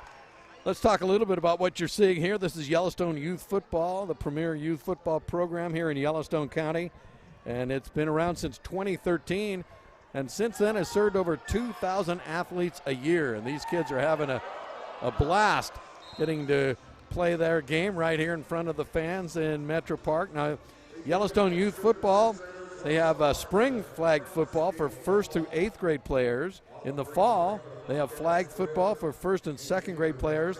They play tackle football in the fall for 3rd graders up through the 7th grade. And they also offer cheerleading for girls and boys in the fall from 1st through the 7th grade. It's just a great program. My grandson flourished at it, and I know your kids, if they haven't played, probably wish they had, because it looks like a lot of fun, especially flag football. The tackle football looks pretty serious at this level, I'll tell you that, but this flag football could be a lot of fun. Well, the NFL has done a great job in the recent past about really promoting the benefits of playing flag football, building up the basics, and you're seeing it right here play out before us. These kids learning to run and throw. Nobody's designated as a lineman. Everybody gets to play. Everybody's out there being active, getting the heart rate up, learning to throw, learning to catch, learning to run routes. You don't know what these kids are going to look like in 5 to 10 years, so your linemen could be the tall, skinny kids, and and your wide receivers might be the kids that look a little bit like linemen. Happened in our house.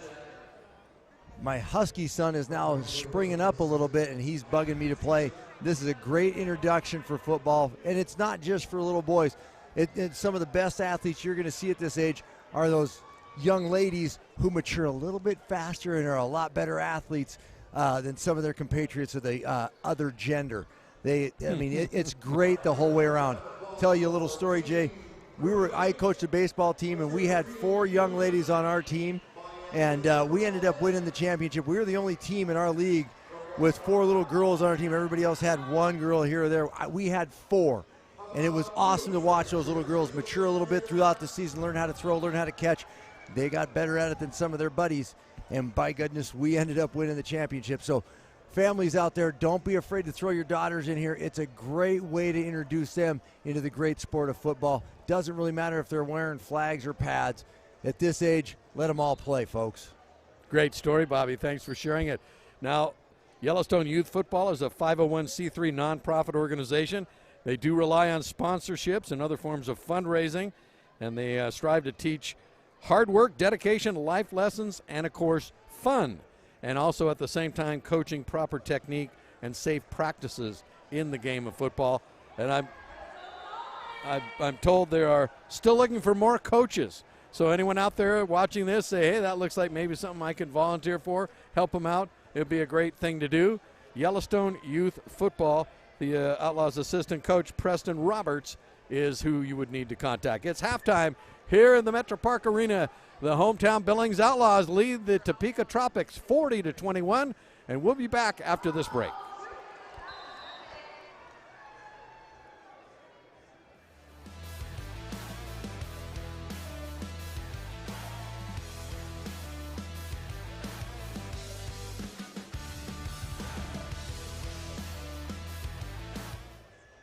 Putting new roofing or siding on your home is not just about slapping on shingles. It's an engineered system. Hi, I'm Mitch Donahue, and this is my son Dylan.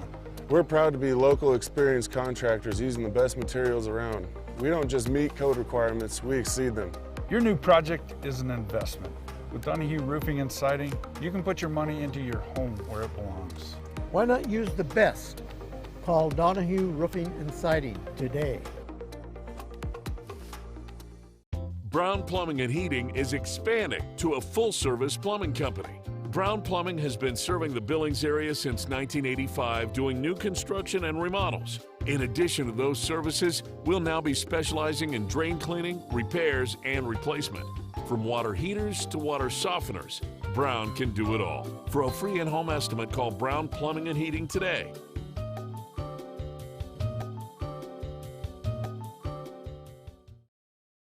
Not all replacement windshields are created equal. At Econoglass, we install windshields that are made to a car manufacturer's original specifications. Visit one of our locations to speak with an expert about your next windshield installation. Get quality. Get Econoglass. Remodeling your bathroom? Econoglass can transform your home with our Lumax shower doors. Designed for strength and stability and typically installed in 1 day or less. Visit one of our locations to speak with an expert about your next shower doors. Get quality. Get Econoglass.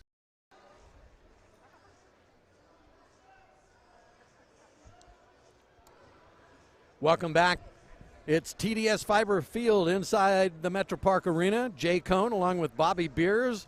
Our first home football game of the season for the hometown Billings Outlaws. And folks, I'm back for my second year, but let me tell you a little bit about Mr. Beers, who's helping us with his football expertise. Bobby, former athletic director at Rocky Mountain College.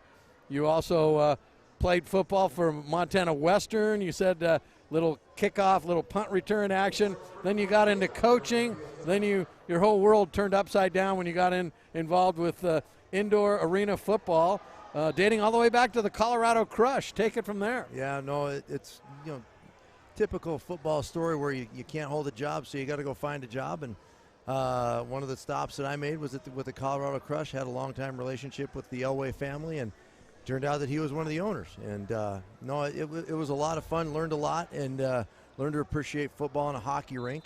It happens fast, as we watched earlier today. There's a lot of things that can happen towards the end of that one, and there's a lot of good football players out there. There's a lot of, for lack of a better term, minor leagues popping up around. That's just because of the popularity of the game. Right. And the opportunity to keep that dream alive for so many people is pretty exciting, and it's great to have professional football back here in Billings. I know that the Outlaws, they had a little bit of a turnover in ownership at the end of last season, and it's nice to have a good quality product put back here. And it's nice that when you have an ownership group, that winning is put together as a priority. That's awesome to see. And it's fun to watch this exciting brand of football. You said you came to one game towards the end of the season last year, Bobby, and you went, wow, this is kind of exciting. And then this last few minutes of the first half, case in point with the Outlaws at one point trailing 21-12, 28 unanswered points to finish off the half to put them up 40-21. And you see offenses, and we talked about this early. They only scored 19 points in their first game. Trying to find a way to find an identity offensively. That was probably, and we didn't get a chance to talk to anybody because they practice at 6 to 8 in the morning, and their day is pretty long. So you got to respect that. And then the offensive coordinator changed within 24 hours. So it's been pretty hectic for everybody involved with both organizations, because Topeka had to drive 19 hours to get here. So you've got to respect the time allotted that these guys get, and then trying to meet with everybody before the game. They're painting the field. It's a little bit chaotic because this is a multi-use facility, and just the amount of wheels in motion to get this game off. There's so many parts that are moving around, and then you get to the football part of it, Jay. And we talked about the importance of Billings finding the end zone and finding an identity, and they slow played it a little bit with the running game, found some traction, and then at the end of the half, really you saw the team kind of gel and take that momentum into the end zone. So it's just like everything else. It's all about confidence. It was. No, you watched everybody on that defense really rally up and carry their teammate into the end zone. Made a great athletic play, and then the convoy of Outlaws all riding together into the end zone, scoring 10 away with somebody else's bounty. I'll tell you what, we're going to take a quick break. We have the Outlaws owner, Stephen Titus, here to join us. And we got a little Outlaws preview here. As we see that running game that we talked about there, the Topeka, Kansas Tropics rallying up to stop that running game, but Billings finding a way and sticking with it. We saw the benefits of that towards the end there, but they were committed to that run game early, and then towards the end of the half, like that little toss play, getting a little head of steam downhill and into the end zone. But that Billings offense and commitment to the run, as we saw Tomas Newman right there taking it in there. And Topeka having some success with the deep seam early as we see it coming right into the end zone here, just chucking and retrieving it, running underneath there. We called Mr. A.J. Ryan. Yeah, he had a great first half, one of the real highlights for them. But this Billings running game really took a toll towards the end of the half in a positive way. And look at this catch by Deshaun Williams. Had to juggle it a little bit as he went to the ground, but the officials right on top of it said he had it. And there he is again, same play, different angle, same result, as it usually is with replay, I guess. And here's Stefan, the quarterback for the Tropics, finds their man. You can see the Outlaws had some problems right down the middle of the seam. They were having some issues, but they shored that up towards the end of the half. Well, they started covering, they double covered it, and they ended up with an interception right there at the end, as we see, again, another run into the end zone right there by Mr. Newman. That little toss play with the motion, and getting him ahead of steam. He'll cut it right back into the soft spot of the defense and then running through arm tackles and into the end zone. Souvenirs for the fans here in Metro. Absolutely. And then this one right here, it's inexplainable how something thrown that soft finds a target right at the end. Just a little 1, 2, 3, 4 guys with their arms up, and it floats right into the hands of Mr. Williams right there. And this is right towards the end of the half. We called this one. This was a real Damian surprise. Francis, look at the blocks he gets there by Marshall. Then he cuts across the field and has a convoy. Everybody waving. There's those arms waving again, this time waving him back into the end zone as he falls in there right at the end, scoring the last points of the half, bringing us to 40-21 right here as we watch the Lady Outlaws dancing it up right there at the newly painted midfield stripe.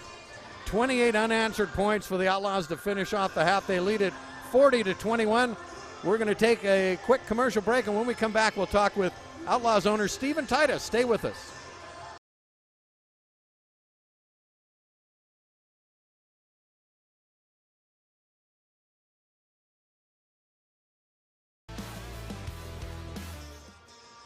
Brown Plumbing and Heating is expanding to a full-service plumbing company. Brown Plumbing has been serving the Billings area since 1985, doing new construction and remodels. In addition to those services, we'll now be specializing in drain cleaning, repairs, and replacement.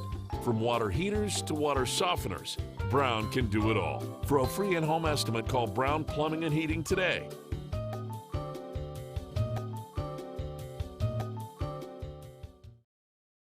Not all replacement windshields are created equal. At Econoglass, we install windshields that are made to a car manufacturer's original specifications. Visit one of our locations to speak with an expert about your next windshield installation. Get quality. Get Econoglass. Remodeling your bathroom? Econoglass can transform your home with our Lumax shower doors. Designed for strength and stability and typically installed in 1 day or less. Visit one of our locations to speak with an expert about your next shower doors. Get quality. Get Econoglass. Putting new roofing or siding on your home is not just about slapping on shingles. It's an engineered system. Hi, I'm Mitch Donahue, and this is my son Dylan. We're proud to be local experienced contractors using the best materials around. We don't just meet code requirements, we exceed them. Your new project is an investment. With Donahue Roofing and Siding, you can put your money into your home where it belongs. Why not use the best? Call Donahue Roofing and Siding today. The average life expectancy of a water heater is about 9 years. If and when leaks occur, then chances are your tank is rusted and could fail at any time. The pros at Brown Plumbing and Heating install both tank and tankless water heaters and offer free in-home estimates with a 6-year hassle-free warranty on parts and labor. No hot water during your Saturday night dinner party? No problem. Brown Plumbing schedules appointments up to 8 p.m. 6 days a week with no after-hour fees. Get that hot water flowing. Call Brown Plumbing and Heating today.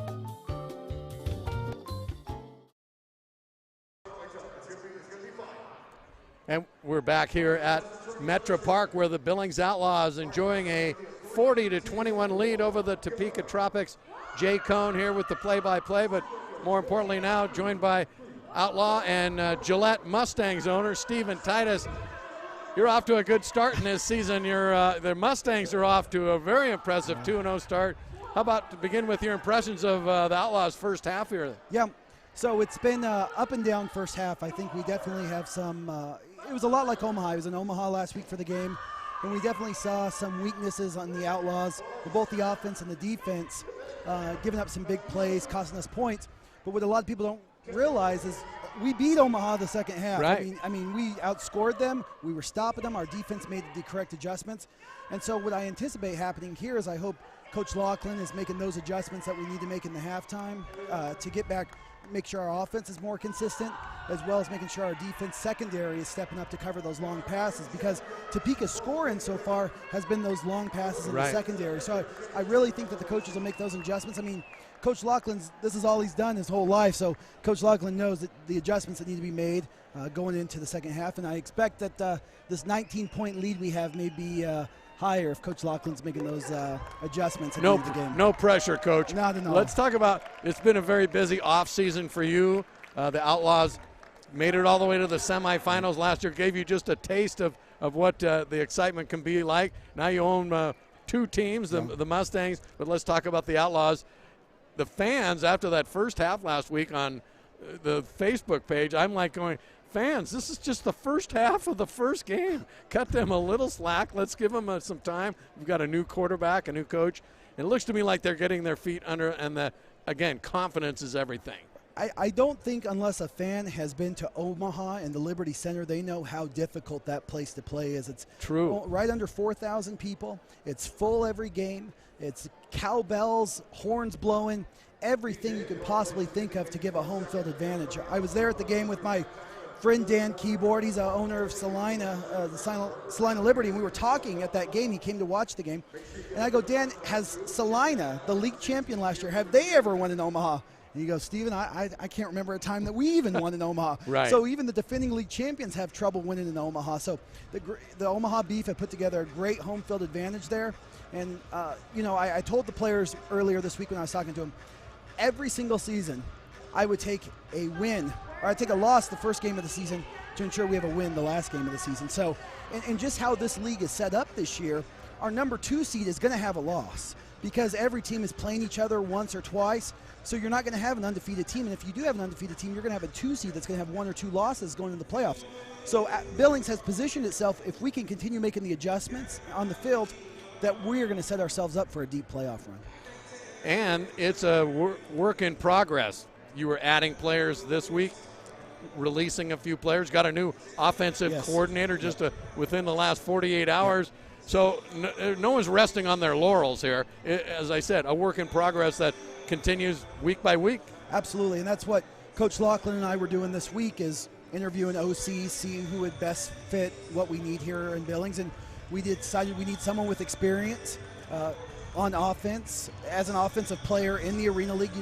We have Coach King. He's here today. He's not on the field calling the offense, but he's here giving seeing feedback. what he has to work with, yeah. Exactly, and so I expect him to be on the field here next week.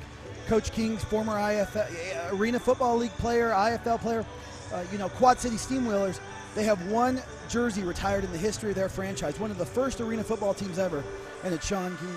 So we're glad to have him here in Billings. So Sean King, the new assistant head coach and offensive coordinator, just here to kind of check out the personnel and see what he can do with this really brilliant-looking team. I mean, everyone has such. I mean, most players can play a couple different positions, and in this league, that's a good thing. Absolutely, because if someone's having an off game, someone can easily go on the other side of the ball. We just have great talent here in Billings, and we just got to put it together correctly. Talk to us a little bit before we let you go about being an owner in this league. You have 2 teams, and your Gillette team. Let's talk about them real quick. They've just hammered teams. They are 2-0, and I mean they're putting up 60, 70 points a game. I will. This makes me tear up because we had such a struggle in Gillette last year and a struggle here in Billings last year. If you notice our Billings team, let me talk about that real quick.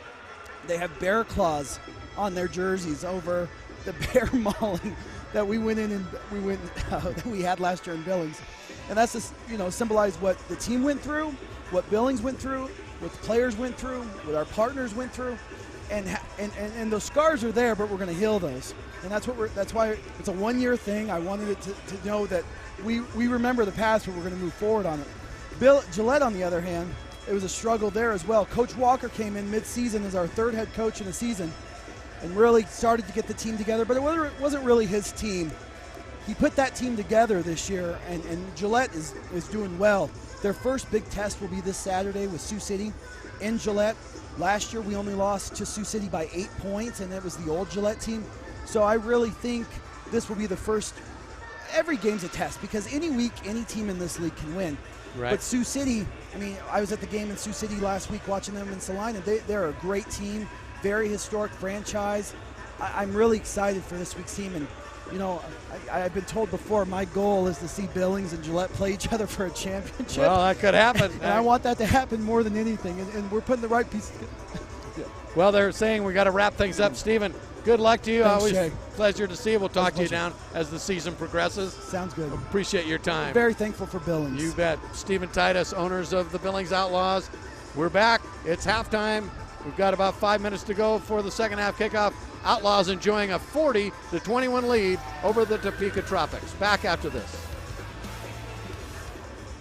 Over a period of time, hard water deposits can damage or even ruin your expensive in-home appliances. Let Brown Plumbing and Heating help you protect your investments with a water filtration system. With our licensed plumbers, installing a new water filtration system will be a snap.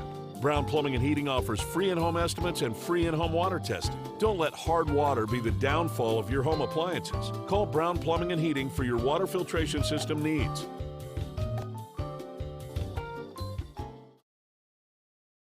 Not all replacement windshields are created equal. At Econoglass, we install windshields that are made to a car manufacturer's original specifications. Visit one of our locations to speak with an expert about your next windshield installation. Get quality. Get Econoglass. Remodeling your bathroom? Econoglass can transform your home with our Lumax shower doors. Designed for strength and stability and typically installed in 1 day or less. Visit one of our locations to speak with an expert about your next shower doors. Get quality. Get Econoglass. Putting new roofing or siding on your home is not just about slapping on shingles. It's an engineered system.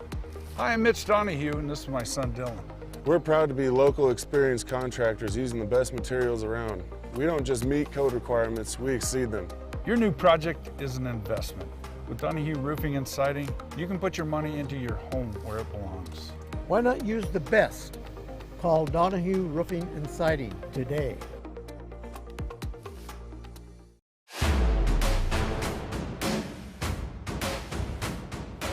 Don't miss a second of the action as the Billings Outlaws take on the Rapid City Marshals Monday, March 27th at First Interstate Bank Arena. Get your tickets today.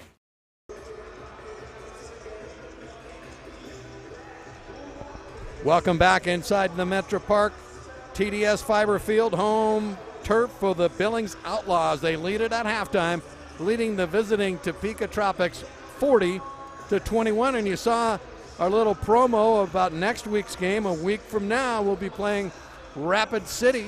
And you fans here in Billings, come on out and check out your team. The Outlaws of just getting their feet under them. And they come roaring back after falling behind in this game, 21-12. Scored 28 unanswered points to finish off that first half. And fans in the arena here still buzzing about the last minute of play where the Outlaws piled on. But as owner Stephen Titus told us during the interview, with the new point after rules here in the Champions Indoor Football League, even at 40-21, it's a 2-possession game. Between the new point after rules where they can score up to 4 points in the extra points or not, it's a very wide open game. Bobby Beers joining us now. Bobby, we were just talking about the exciting point after where you can go for 4 points, 3 points, and even at 40-21 now, it's still just a 2-possession game given the scenario of those possible extra points. So it's a fan game. You are going to be excited to see this brand of football. Yeah, nobody's leaving. There's here at the Metro Park, they've got a lot of great options for food, as I got to watch while you were interviewing Steven. But with that extra point variety pack that you're going to be able to have 1, 2, 3, 4. It keeps the game very exciting, keeps butts and seats in for the ownership and for the concessions people. I mean, the more exciting this goes and keeps teams into it. It makes the drama last so much longer than it does in football. And possessions, as you get to the end of the game, as coaches will tell you, as you get closer to the end of the game, you try to calculate what it's going to take for you to either get back into the game or close it out. And so there's a lot more strategizing that's going to go on that sideline on both parts. Topeka trying to get back into this, not let it get away from them early here. And for Billings, how to control the clock, how to get into the end zone, how to capitalize on every one of their possessions. If it isn't in the end zone, finding a way to milk that clock a little bit, because again, Jay, we watched that clock really go by fast until that last minute, and for Topeka, it couldn't get over quick enough, and for Billings, they just kept scoring. You mentioned to me, and we mentioned in the first half, this game is kind of like the college basketball that we're watching on TV. The March Madness continues, that it becomes a possession game, and every possession at the end is so important. And it never stops. It's really exciting because it doesn't matter if it's second and short, third and short, or if you're backed up at your own 7. We watch Topeka score quick. They get nothing on first down, get nothing on second down, throw the deep ball, and run underneath it for a quick score. So, it turns around so quickly. The emotions in this as a coach, you're so angry with whoever did something in the first play, and that same player the next play makes a spectacular play, and you're right back in it because, forgiveness is quick in football if you can score and make a big play. But for the Tropics, you saw the ability with the deep ball. They're going to be in this regardless here in this second half. We are just about underway with action as Braden Ari, the kicker for the Outlaws, will put his foot into the ball right at the goal line. Back deep again is A.J. Ryan, and he will field this ball right at the 2. Comes up along the boards, looks to break a tackle, and he's hit right away at the 15-yard line. Good stop there made by Timon Lachlan, and he had help also by Joel Shaw. So we mentioned how these players, they can go both ways. They can be a running back, wide receiver, they can be a DB, and you need that versatility in this game. Yeah, you saw Lachlan right there. Yeah. Jumping outside, jumping back inside, shows good spatial awareness right there, shutting it down. Because we saw Ryan do some pretty remarkable things when he had the ball in his hands in the first half, and it looks like that's going to kind of be the MO of this Tropics offense here in the second. Well, we have a new quarterback in there for Topeka right now. Dylan Van Boxel, I believe. He's wearing number 13. We have him as number 12. But that's because Agent Zero used to be number 12. And Van Boxel out of Kansas Wesleyan is 6'2", 205. He has good size, and he got quite a bit of action in the Topeka's game just a week ago. So it's really no surprise that they have him in maybe to mix things up. And he's now going to run the ball across into the boards right at the 25-yard line. Tackle made there by Damian Francis. Yeah, quarterback there showing good athletic ability, able to pull it down, sees an opening, and brings up third and short here for this Tropics offense. A little bit of a wrinkle. That thing might have been able to hit up inside, but things were getting closed down quick, able to kick it outside to the 25-yard line. And here comes this Tropic offense marching early. Third down, they only need a yard for a first down. The ball right at midfield, right at the 25-yard line. And the receivers go in motion. Fake the pass, quick sideline pass over there to Ryan again. And I'm not sure he made it first down. It was very close. Line judge just signaled first down there, but you're right. It looked like there was lots of space, and then a host of Billings defenders right there unable to get him loose there. But as we watch here on the replay, just a nice little shuffle pass off to the side. Ryan gets the ball in his hands and then trying to make something happen with Agent Zero, but they were stuffed and pushed back, but not before they got a first down. Move the chains here for the Tropics. Van Boxel, the quarterback now for the Tropics. The officials wait for the new line of scrimmage to be set. In motion, and could be a sack. Dylan Donahue, the first to get his hands on Van Boxel, and down he went back at the 16-yard line. Yeah, Donahue finding his way home in the backfield there, able to get free, just beats his man clean right there on the edge. That speed and quickness, no match for the size and mass of that offensive line. We talked about that size, but Dylan Donahue right there, the hometown hero, coming hard off that left side of that defense. gets home and gets the first sack we've had this evening, Jay. Yep. First one really get his hands on the quarterback. Dylan Donahue listed at both an offensive lineman and a tight end. Van Boxel back, getting some pressure. Does a little reverse pivot. Here's the throw. Lachlan. Intercepted by the Outlaws. Lachlan right there undercuts that route, goes up, high points the ball for another Billings turnover. Starting to see that Billings defense come alive here, able to underneath that route. Van Boxel, I'm sorry, it's Lachlan that comes down with that. The coach's son. Here's another look at it. And you mentioned right at the top of the pass, it was like, is he high enough? He just high points it. Yeah. Every ounce of athletic ability to go up and get that one. As you see the pressure brought on early by Eddie Hamilton. Forces the errant last-minute throw, and Lachlan able to climb the ladder and come down right in front of his Ryan Martinez right there on the spot. No yards after that interception. You were but right. Billings gets the ball here. It was really because of the pressure. He had to get rid of that, and Lachlan right in the right place at the right time. That's the give to the running back, Josh Batiste, and he crosses the 25-yard line down inside Topeka territory at the 24. Batiste doing a good job with that vision inside, just following those big dudes. Ran into his own blocker downfield. One of those wide receivers tripped him up there. Otherwise, could have had a little bit more yardage at the end of that one. But the Billings run game, again, kind of with the way that they want to, make their mark here again in the early second half of this game. Receivers now in motion. Espinosa's going to keep it. He's going to have some problems and just switches hands and throws it out of bounds with his left hand. Was he down? The Tropic players believe that he was down. A little bit of a discussion there as that becomes a souvenir now. As we watch him, the smart play here, just instead of taking the hit, throws it away, an incomplete pass. They're going to say it's incomplete.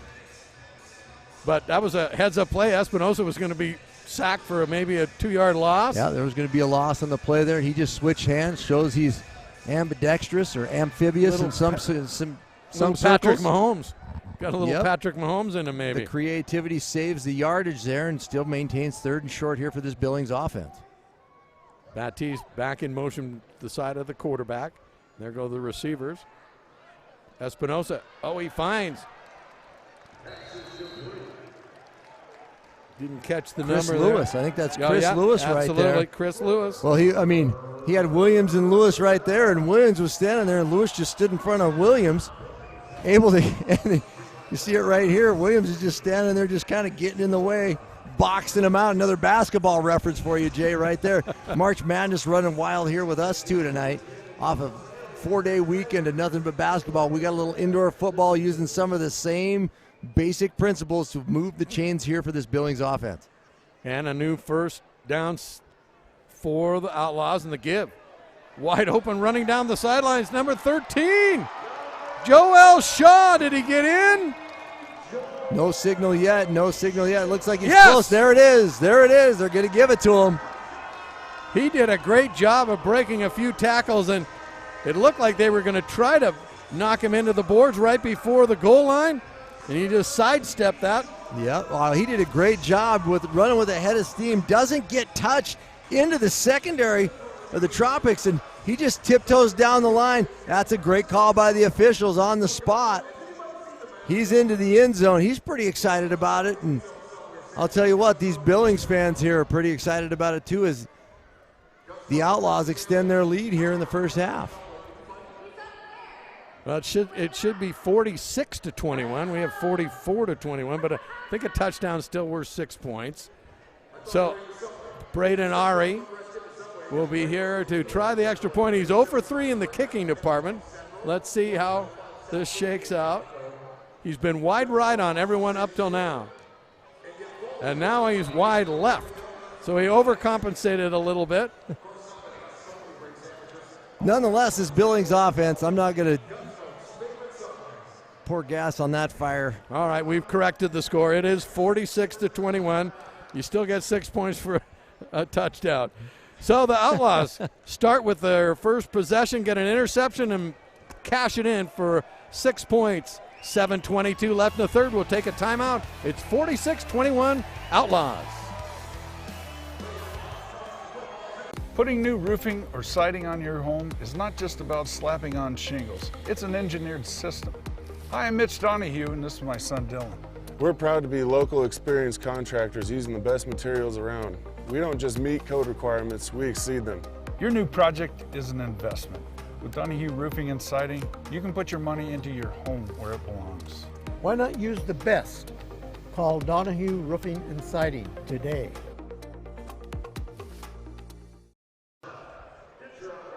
And welcome back inside the Metro Park Arena, TDS Fiber Field, home turf for the Billings Outlaws, and they have really poured it on. Bobby Beers here to provide our color commentary. It was 21-12 in the second quarter Tropics were with ahead. the Tropics, and now it's 46-21. Yeah, so, right at the end of the first half, somebody said something that lit a fire under everybody wearing a black jersey tonight. And since then, they've run downhill, through, around, and over everybody wearing a white jersey. The last 2 minutes of that first half was anything that could go wrong for the Tropics did, and everything that the Billings Outlaws have done has been very successful. come up gold at this point. But we've seen it happen before. Teams get a big lead and kind of sit back and rest on their laurels. Let's see if that is not the case.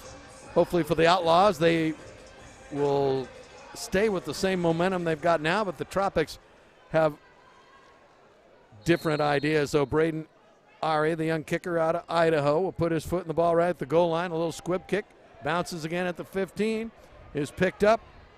That's Ryan Martinez running it over on the side across the 15, and finally he'll be brought down short of the 20-yard line.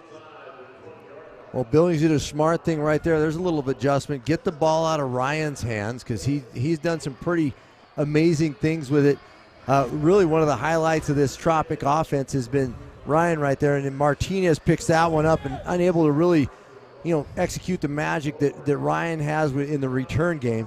But Martinez trying to stuff it up inside in this Tropic offense, who did do the switcheroo at quarterback.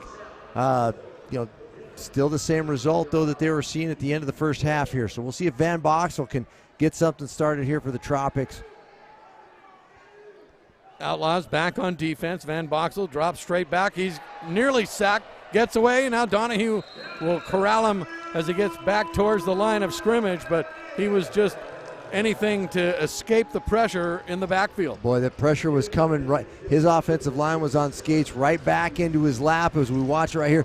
This defensive line for Billings coming hot and heavy, and boy, they had another sack. They had him right there. Victor Martinelli with the pressure, missed sack right there, and Van Boxel able to get close to the original line of scrimmage. Going to be 2nd and 11 here. 2nd and 11, Van Boxel trying to get things on track for the Tropics here in the second half. They're stuck on 21 since midway through the second quarter. Receivers now go in motion. Van Boxel looks quickly, has Agent Zero.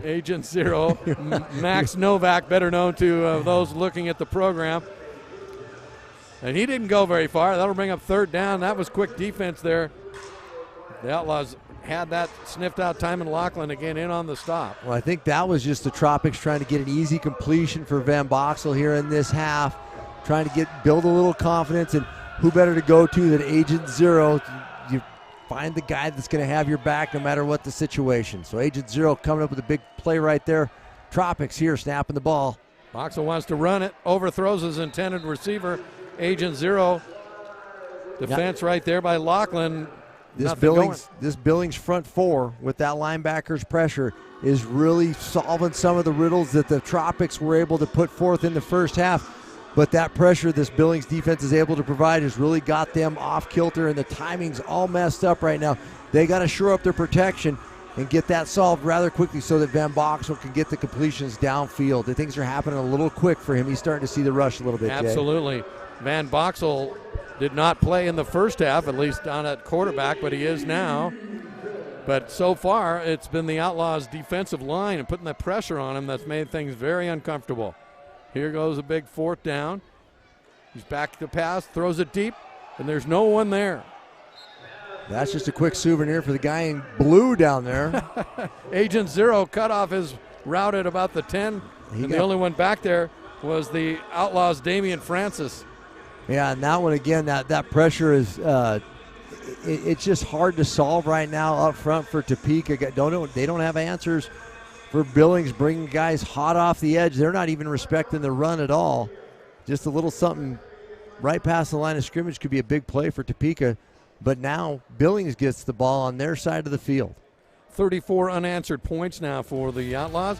We're going to take a media timeout. You see the score. The Billings Outlaws lead Topeka 46-21. We're back after this. Putting new roofing or siding on your home is not just about slapping on shingles. It's an engineered system. Hi, I'm Mitch Donahue, and this is my son Dylan. We're proud to be local experienced contractors using the best materials around. We don't just meet code requirements, we exceed them. Your new project is an investment. With Donahue Roofing and Siding, you can put your money into your home where it belongs. Why not use the best? Call Donahue Roofing and Siding today. Putting new roofing or siding on your Over a period of time, hard water deposits can damage or even ruin your expensive in-home appliances. Let Brown Plumbing and Heating help you protect your investments with a water filtration system. With our licensed plumbers, installing a new water filtration system will be a snap. Brown Plumbing and Heating offers free in-home estimates and free in-home water testing. Don't let hard water be the downfall of your home appliances. Call Brown Plumbing and Heating for your water filtration system needs.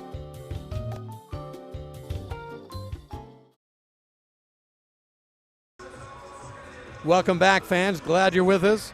Billings Outlaws football on the Champions Indoor Football Network and their YouTube channel. Check out the website, and you can watch all the CIF games. If you want to watch the games from 2 years ago, last year, last week, when you get home from this game, you can watch it. At any rate, the Lady Outlaws performing as the two teams take a little break. But, Bobby, the Outlaws, as you definitely pointed out, their offensive has come to play, and their defensive line has changed the momentum here in the second half, making things awfully uncomfortable. They're on a heater.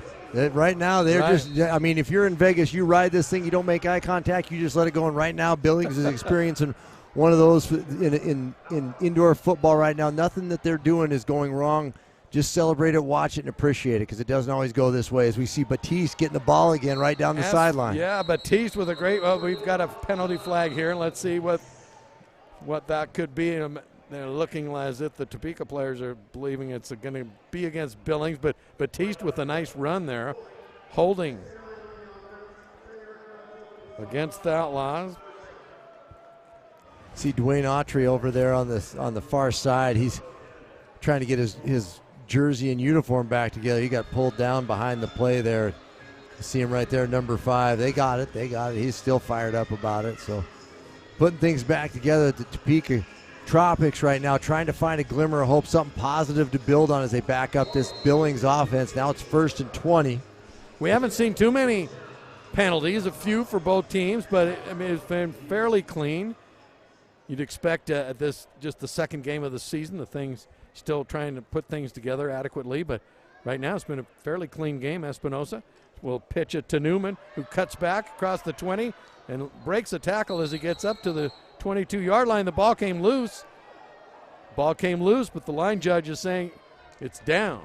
And Autry over there pretty fired up about it. He thinks he's got this thing on lock. He wants to arguing the call. He's trying to get that to be a fumble. Let's take another look. We'll see if he's got a little something to it here. The Newman. cutback there, Espinosa kind of gets in the way. That's maybe get a different angle here. That's a tough one right there. They're gonna say it's Billings football. And they're not doing the replay anywhere in the arena, so nobody can get a better look at it than you and I, Jay. Vincent Espinosa, your quarterback for the Outlaws. As the players go in motion, 2 men in motion at the same time is what you can do. And a great pass caught, and it's Chris Lewis. What a collision right at the 10-yard line. And Lewis, if we get a replay on this one, he went back for seconds after the initial collision. He's not afraid of contact. As a matter of fact, he relishes it right here. Waiting.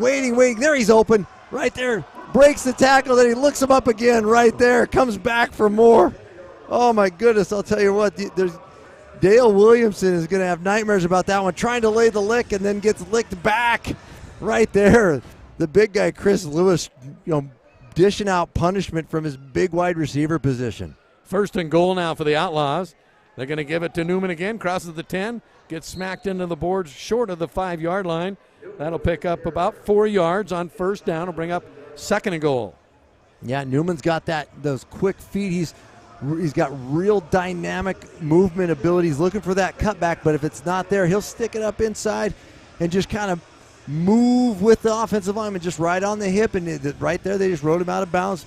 Nonetheless, good gain on 1st down. Still a 2nd and goal here for Billings. This Outlaws running game really a factor in helping them mix it up. Not sure the Tropics really know what's coming. Espinosa checks the situation. He's going to send Newman and Lewis in motion, and now Espinosa's going to run, and he goes right in the board short of the 1st down.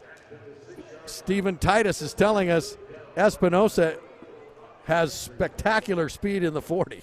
And well, he's got some he scores a touchdown, drops a gritty, and there's a ton of moves going on after. I don't know what the other dance moves are called, but by goodness, he's got some wiggle to him and a little bit of juice at the end because he doesn't necessarily get in the open field. We saw him a little bit right there, but yeah, you can see a glimpse of what could happen if he does break one here.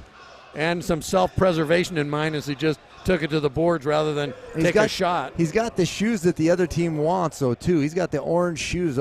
You got to have some confidence in your ability to wear orange shoes. Espinosa looking for a receiver, and he's going to run it. Makes a cut at the 5, jumps, and he's down at the 2.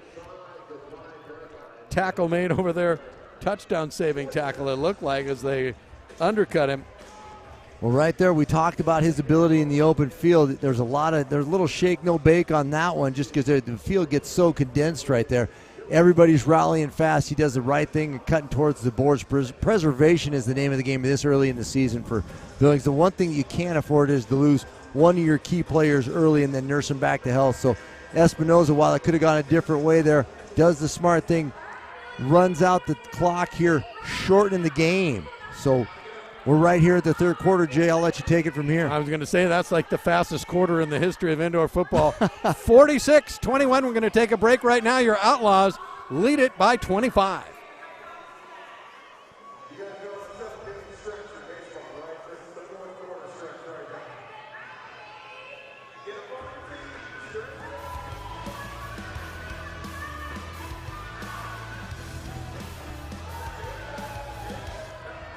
Not all replacement windshields are created equal. At Econoglass, we install windshields that are made to a car manufacturer's original specifications. Visit one of our locations to speak with an expert about your next windshield installation. Get quality. Get Econoglass. Remodeling your bathroom? Econoglass can transform your home with our Lumax shower doors. Designed for strength and stability and typically installed in 1 day or less. Visit one of our locations to speak with an expert about your next shower doors. Get quality. Get Econoglass. When plumbing frequently clogs, it's a sign of bigger problems. Brown Plumbing has a better alternative that cleans pipes in less time with longer-lasting results. Jetting completely clears your pipes of old, hard-to-remove deposits and roots with highly pressurized water that safely breaks down buildup in your pipes. The jetting method is perfect for any residential or commercial job and is safer for your plumbing. Brown Plumbing, keeping our name out of your drain.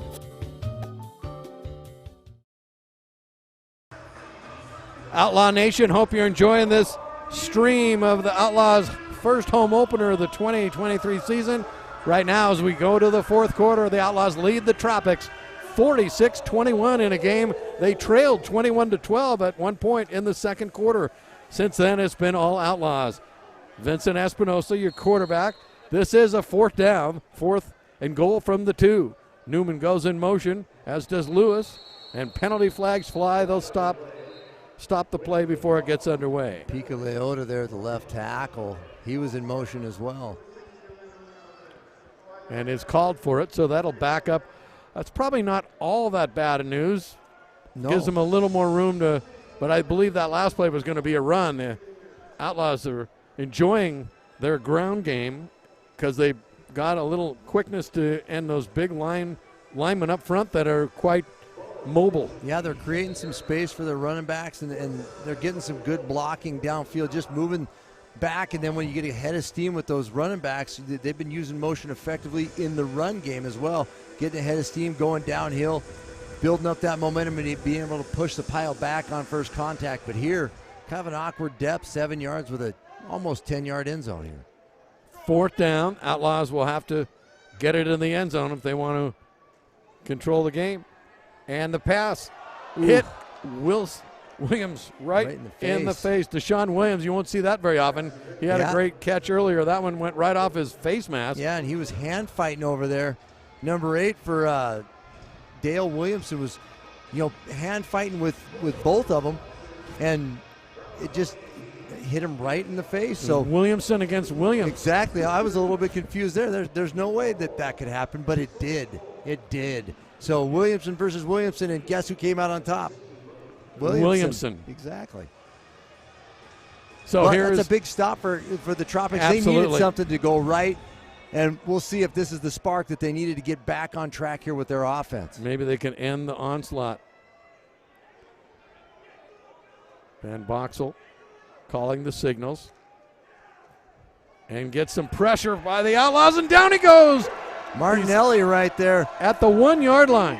Great job maintaining his rush lane, and Van Boxel tried to slide to his left, unable to do it because Martinelli able to disengage from the block and bring him down for another Billings sack. That pressure, we talked about it in the last possession. A lot of success here as you watch him maintain his rush lane. Here he comes off that right side, disengages, sees the action there, and able to chase him down, brings him down. Big loss on 1st down, 2nd and long here for the Tropics. Van Boxel from his own end zone completes across the middle to Agent Zero, Max Novak, and penalty flags fly. Multiple. Early flag and then a late flag as well. So we'll hold it here and see. Might have been some extracurricular activity towards the end of that tackle, but the early flag flew much earlier than that. So the officials discussing it, standing right at the 10-yard line. Everybody's waiting. There's a hush across the crowd here. There's one guy that was yelling at the referees, trying to explain to him what was going on. So here we go. We're going to get some clarity here. First, the Tropics are going to get it here. Better protection that time, and you see him, good timing on that one. That's really important as well to help it along as we get the call.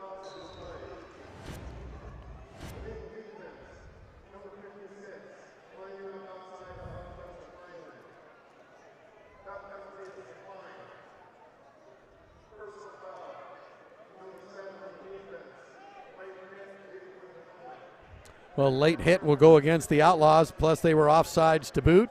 So Topeka will take that late hit call. I don't know, I was watching it in real time on the replay.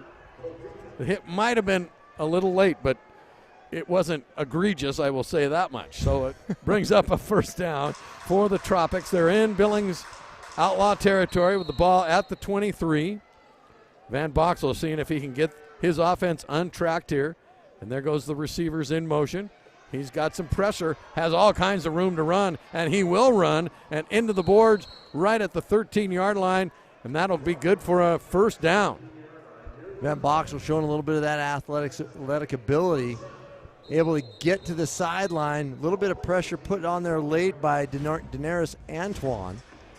You just see him here still looking downfield, and Antoine able to just get him out of bounds, using his momentum against him. Slams into the boards. I know that those boards are padded, but they're still boards. Yeah. They're padded, but they don't give much. You've seen, this is very much a young person's game. I'm standing up here wishing that I was standing up here. So that'll bring up 1st and goal for the Tropics. Ball now at the 12-yard line. And Van Boxel will go down in the backfield. Martinelli with the sack. Victor. Guy who just got called for the illegal defense, not lining up correctly, corrects that mistake rather quickly by getting his 2nd sack this series. As Martinelli, that motor just continues to run, and he's wreaking havoc on this Tropic offense. That defensive line for the Outlaws has really dominated this second half. Yes, absolutely, Done from the a great get-go. job. Clock is running now. 12 minutes left in the ball game here in the fourth quarter. Van Boxel looking, finds his man. A.J. Ryan complete at the 15-yard line.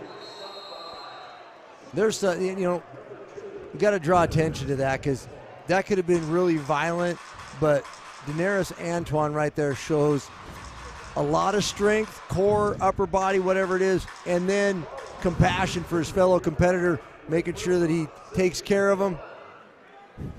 Safety does play a role here, and Antoine right there showing a little bit of head about him, making sure that that guy gets to play another down rather than playing WWE here on the turf. Yeah, especially after the Outlaws were just flagged for a personal foul on a late hit 2 plays earlier. Van Boxel calling the signals, looking deep, and he's going to have pressure from Donahue, and then Martinelli again. Cleans it up. Oh, and he might be hurt. Van Boxel, that was pretty violent. Donahue there had him early, and Martinelli able to come around and finish it up as Van Boxel just holding on to that thing. And boy, I'll tell you what, Dylan Donahue comes upfield, bull rushes right through the block of the back, through to Van Boxel, gets a hold of him, and then Martinelli comes and cleans up the mess that he made. Van Boxel just wearing that. It is a violent game. You can see how hard they hit out there. They do have pads on, and the turf is padded a little bit. But still, those were very hard hits. 46-21 your score. Van Boxel here on 4th down. Looking deep, going deep, and over the boards it'll be incomplete. Intended down there for A.J. Ryan, but the Outlaws had that well defended. Yeah, that one, Van Boxel got a little bit happy feet and decided just to put that one up, and nobody on the field had a chance for that when you see him just stepping back and chucking that one up and out of bounds there. And now it's going to be Billings' ball. That's a tough one. Van Boxel's starting to see the rush, starting to feel phantom pressure, and right there he had a clean pocket to throw from, and unfortunately right there the pressure that Billings has been able to provide is paying off just with Van Boxel hearing and seeing things and then just getting rid of the ball where nobody was open. So that pressure right there both times by that Billings defense paying off there on that 4th down play. So the Outlaws with their hands on the football will put it in play at their own 23-yard line, just short of midfield. And the give is to Newman up across the middle. Or check that. That wasn't Newman. Mr. Batiste. Yeah, it was Batiste. My mistake. Josh Batiste, wide receiver, 5'10", 195 out of McNeese State. Both the Cats and the Grizz have played McNeese State over the years. McNeese have got great game day atmosphere down there in Louisiana. McNeese, Louisiana, great football hotbed down there, Division I AA, or football championship series now that they're calling it. Regardless, he's doing a heck of a job today. Here goes Batiste again, wide open, breaks the tackle at the 15, down to the 11-yard line. Good for the first down. Good vision there. Autry with the tackle for the Tropics. Autry saved another touchdown, but Batiste running hot off that right side, cuts it up inside the tackle, and then just knows to get downhill as fast as he possibly can, runs through that Tropic defense. He's had a lot of success in the running game for this Billings squad today. So the Outlaws, as the clock rolls now towards the 8-minute mark of the fourth quarter, looking to add some more points. Espinosa surveys the situation. The give to Batiste across the middle. Goes across the 10-yard line, but he'll be stopped right away at the 9. Gang tackled there. Fabian Reed staying home for this Tropic defensive line, just waiting for that cutback. And, as soon as Batiste decided to make that cutback, Reed was right there, Johnny on the spot, making a good play. Right now, the clock is the Tropics' enemy as well, not just the 11 or 8 guys, rather. Guess I can't count. I only need 2 hands, not 3. But the clock is the enemy of the Tropics. They're going to run out of the ability to have a number of possessions with the success that this Billings squad is having running the ball. Now you see Billings using the play clock down here, getting it under 10 now. No hurry at all, knowing that that's their friend shortening the game here. There goes Newman. And Lewis in motion, and the give to Batiste again up the middle on second down. Tropics were ready for that. Yep, middle linebacker right there. We've got him as Van Boxel, but we know that Van Boxel's playing quarterback, and we can't exactly unravel the mystery as to who is that man wearing 12 on defense, because 13 on offense is Dylan Van Boxel, the quarterback. So we're just going to say Van Boxel. Well, the Tropics, yeah, they added 2 or 3 players in the last day. It could be Joshua Sanders. I'm not positive, but we won't guess at it. But he made a nice play there. So it's third down, third. Oh, and a bad snap. Espinosa returns it, throws it. Oh, and what a one-handed catch! Awesome catch by Joel Shaw. It was almost an excuse me. I'll grab it here. Shaw was almost as surprised as you were that he caught it. I mean, it was just very nonchalant, throwing it there in the corner, giving his guy a chance, and Shaw put his paw up there, and it stuck. Watch this. Espinosa what a great play. Has to collar the bad snap. I'll take that. One-handed. He just felt it in the air. It was almost like that was a Star Wars touchdown. Used the force to haul that one in. And the Outlaws, nothing goes wrong in the second half, using a little bit of that momentum in the first half. And right there, if it can go right, it will go right. And if you're wearing 13 on a Monday, Joel Shaw's doing it. Hauls that one in for another Billings touchdown. Joel Shaw out of Kent State, 6'1", 219, obviously with great hands. Okay, the Outlaws will go now for the three-point conversion. Espinosa looking, gets some blocking. He's going to run it. No, he's going to pass it. And it's complete to Deshaun Williams. I'm not sure who that was intended for. I think it was intended for Tomas Newman, and Newman went to make, I mean, the effort that he put through on that one to make the play out of his hands and into Williamson's chest. Watch this. Whoop. Crazy. Well, I thought that Espinosa was going to run it, and then in the last second it was like, never mind. He just flips it across there, and I mean, everything going Billings' way tonight. If you're the Tropics right now, I mean, you just almost have to throw your hands up because the effort's there. They got bodies right there. They're just, we saw it in the first half with the float pass, or I mean, they couldn't figure out how to get it. And I'll tell you what, everything's going Billings' way here right now. Well, we have a media timeout. So a break in the action. It's all Billings here since the second quarter. They have scored an unbelievable amount of points, 55-21 with 5:24 left in the game. We'll be right back. Putting new roofing or siding on your home is not just about slapping on shingles. It's an engineered system. Hi, I'm Mitch Donahue, and this is my son Dylan. We're proud to be local experienced contractors using the best materials around. We don't just meet code requirements, we exceed them. Your new project is an investment. With Donahue Roofing and Siding, you can put your money into your home where it belongs. Why not use the best? Call Donahue Roofing and Siding today. Brown Plumbing and Heating is expanding to a full-service plumbing company. Brown Plumbing has been serving the Billings area since 1985, doing new construction and remodels. In addition to those services, we'll now be specializing in drain cleaning, repairs, and replacement. From water heaters to water softeners, Brown can do it all. For a free in-home estimate, call Brown Plumbing and Heating today.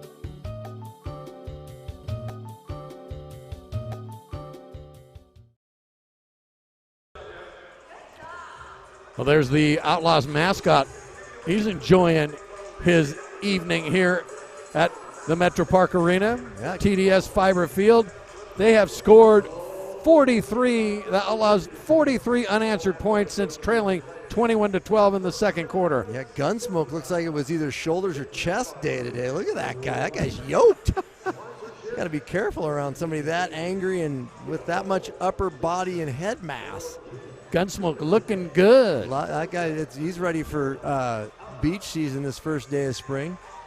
So, Bobby, you were saying in the break, the Tropics have to be asking what happened. I mean, because they were looking good. 21-12, they'd scored on 3 of their early possessions. And it was close right up until 2 minutes to go in the half, and then the dam broke, and they just can't find anything to fix it, and they don't have answers. And Billings isn't helping them out at all. Oh, a kick by Ari, handled by number 5, Dwayne Autry. He's all over the place. He returns kicks. He makes Autry right there. Touchdown saving tackles. He just had, that was more of a self-defense deal. He's just trying to get out of the way and knocked it right down. Good job recovering that.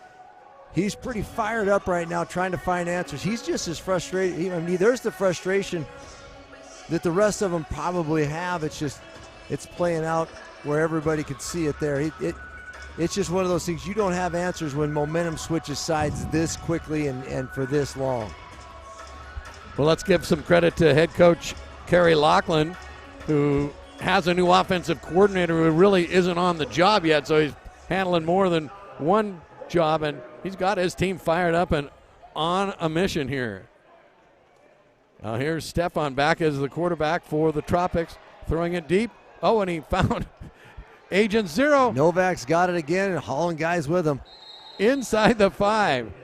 Well, that was very entertaining to watch. I'm not sure Novak knew it was coming his way till all of a sudden Stefan just stopped and said, here, you take it. Well, I mean, Coach Laughlin right now, he'll probably defer all the credit in all the turmoil that was before the game, because winning fixes a lot of things, right? Yeah. But, I mean, Sean King's been on the job for 24 hours, and after 19 points a week ago, them coming out and blowing out 55 points here to this point, I don't know what they're going to give as the answer, but, they found something.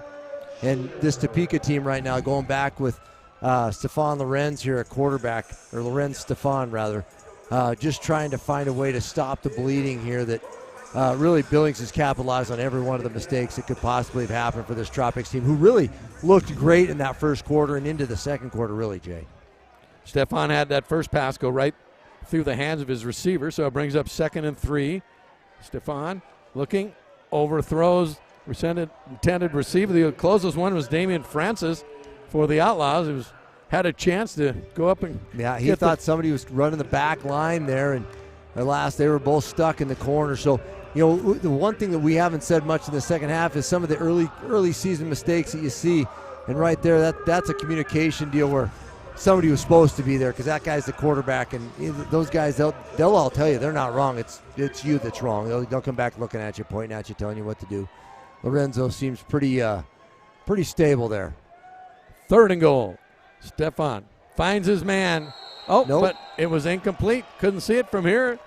It was intended for Ryan Martinez, but he couldn't collar it, and it slipped out, so it brings up a 4th and goal. And that was a well-thrown ball we talked about earlier, the slant pass that was thrown by Billings early in the game. It was high. This one's down low, going down to get it.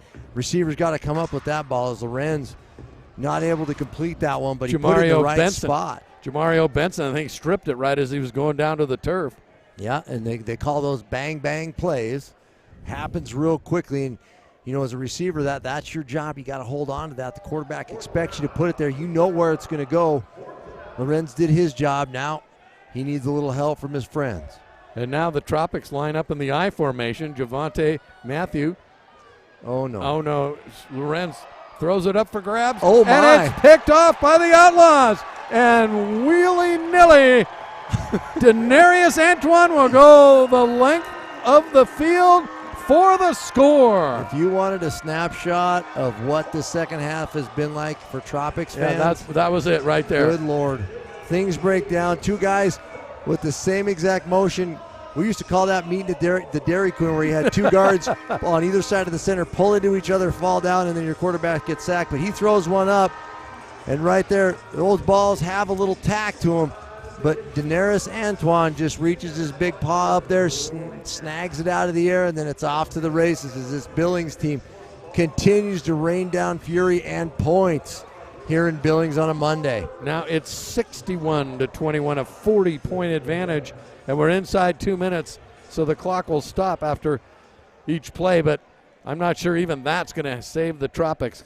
Antoine, of course, a holdover from last year's team, and he's been involved in a lot of plays. Here's Ari. Can he get one? He does.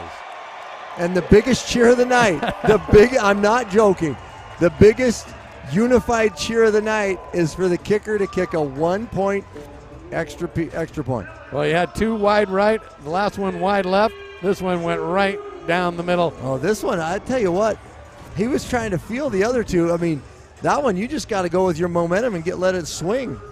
You hear a lot of people, and I refer to it, when I didn't talk to kickers when I coached, because didn't want any part of it because you didn't know what to tell him and what was going on. But it looks like with this guy, you just got to swing that thing freely and let it go. Absolutely. A couple of those looked like he was kind of trying to do the wedge shot. Yeah, just trying to baby it in there, finesse it through there. No. Don't be nice to that ball. Drive it into the First Interstate Bank placard in the back of the wall and then into the white heating and air conditioning side. I guess they've got a net up there. But regardless, biggest cheer of the night, Jay, to the kicker. That's 50 straight points for the Outlaws. I got to do the math. Jay's up here doing math. I need my calculator. He has no shoes on and he's using fingers and toes, everybody. So Ari will put his foot into the ball again with 1:45. That's all the Tropics have. This one's going to bounce and go into the stands after a good bounce, so they'll put the ball right there in play close to the 10-yard line. Oh, to the 12 is where they're going to spot it now. So it takes, took the quarterback a while to get his confidence, took the defensive line some time to get their confidence. Same goes for the field goal kicker. He's had some good kickoffs. He's got a ruse. He's got a couple of those squib kicks that have gone in the Outlaws' favor as well. If there's one thing I'd point out, the key to this victory for Billings is the patience they showed on offense, running the ball early and having success with it. As being new to the booth here, I thought it was a lack of confidence in the game, and I think that might have been early, but giving this offense a little bit of confidence, giving those linemen a little bit, the ability to run downhill and hit somebody and push them back, it really played into their favor tonight. Stefan will be the quarterback again for the Tropics, and he throws it to almost picked off by R.J. Jarrett. He would have liked to have had that back, but Jarrett saw that one out better than the receiver did. He had his hands on him. Billings had the low man in the receiver configuration.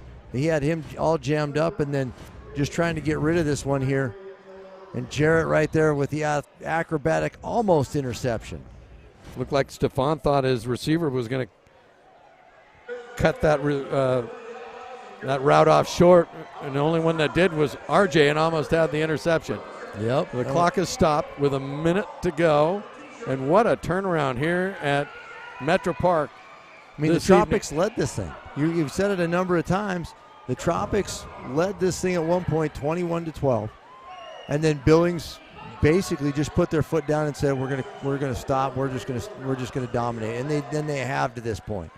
They really haven't let up at all, as we see the Lady Outlaws along with Gunsmoke. Gunsmoke's pitching things into the stands. Great effort by that young fan. Really passionate about getting that T-shirt, but souvenirs for everybody. The balls fly into the stands. You get to take those home. Now they got T-shirts. Come on down and watch the Outlaws, fans. If you're, you're a part of the action, whether you like it or not. Get a suite. You're right there the whole time. You are up close and personal with these athletes flying around, banging into boards. So the Tropics, with 1 minute to go, trail by 41. Lorenz back, goes over the middle. Oh, and a big collision between two defenders. Jarrett again, along with Damian Francis. They both had great games. Yeah, after the early slip-ups on the seam balls, they've kept guys deep, and that's kind of one of the luxuries you have, right? You're playing with a big lead. You don't have to do much creatively coverage-wise. You can just hang a guy back, because really 2 of their touchdowns, well, really 3 of their touchdowns were just seam balls, one from shorter, but the other 2 long balls were right up that left hash for the offense. Billings able to solve that equation, and they're off to the races. 50 points later, they're up 62-21. Hard to believe. That's where we stand with 54 seconds to go. Long deep pass and found the receiver. That's Ryan Martinez, who had to go full circle as he ran the route. Well, the defensive back on that side just stopped his feet. He really did. Damian Francis, you'll see him right here. He just stops, gets turned around, loses the receiver, and the receiver makes a great adjustment.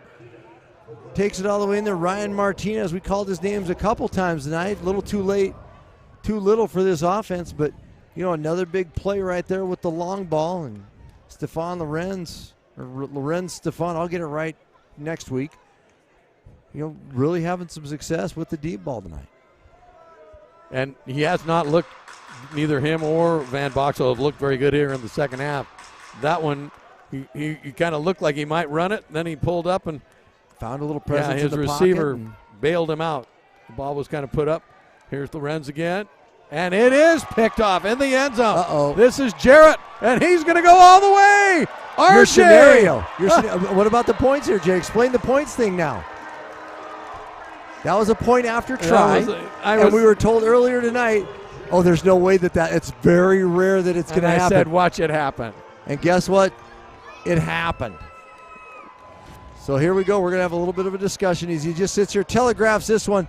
RJ. And it's in a better spot, and RJ Jarrett comes up with a big play right there. Another big play by this Billings defense.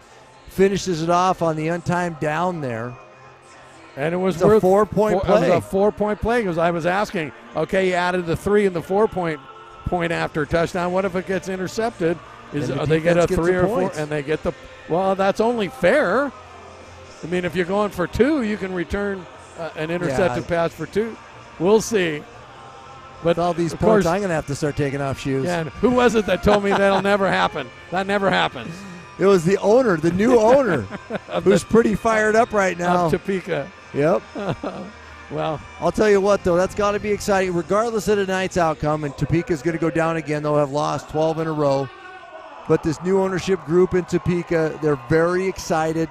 There's a lot of potential there. It's local ownership, which, huge. It really has to pay off just with the familiarity of the folks in Topeka, bringing them something that means something to them and the clientele there.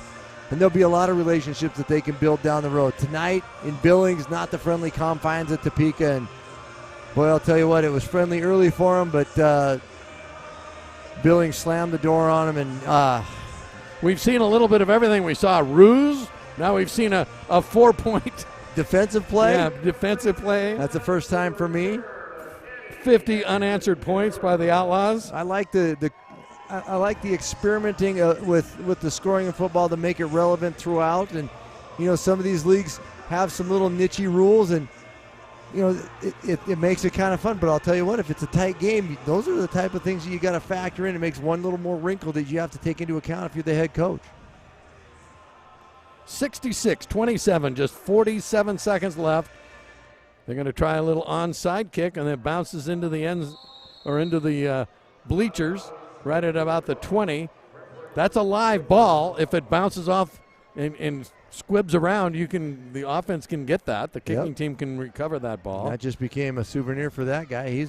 He gets to go home with that. He's sitting up there showing his skills and all that, he's telling the ladies behind him. Did you see that? Back in my day, Uncle Rico style. So this is exactly what the doctor ordered for the Outlaws after suffering that loss last week to the Omaha Beef, 47-19. When we were talking, you said 19 points. They need to be scoring 60 to 70 points. Yeah. Well, 66 tonight, a little more like it. Yeah, I'm sure that. Winning fixes a lot of ills, and the new offensive coordinator is 24 hours. He looks like a genius. Coach looks like a genius for bringing him in. Everybody's going to be happy, patting themselves on the back. Be interested to see what a week from now what this Billings offense looks like. But they looked like they had every answer in the book late in this game against Topeka. So Billings in the victory formation as Vincent Espinosa just taking a knee. And the clock running now. And Espinosa took a little while to get warmed up, but he settled right in there, used the running game effectively early to build some confidence, and then, used his feet there in the middle a little bit, and then, really orchestrated this offense to a T tonight. Didn't have to do a heck of a lot, showed some awareness, getting rid of the ball in some key situations and not penalize himself, not trying to make big plays and costing himself big plays. So great job by that young man on his way to his first victory this season. And there it is. Espinosa takes a knee, and this one is history. Your final, the Billings Outlaws 66, the Topeka Tropics 27 in a game that if you weren't watching all the time, you missed a lot because there was scoring all over the place. After trailing 21-12 in the second quarter, the Outlaws reeled off 50 unanswered points and then topped it off with a 4-point stop of the extra point and got 4 points themselves. And 66-27 your final. We're going to take a quick timeout, regather our thoughts, and recap things when we come back with the Outlaws victorious here tonight, evening their record to 1-1 on the 2023 season. We're right back after this.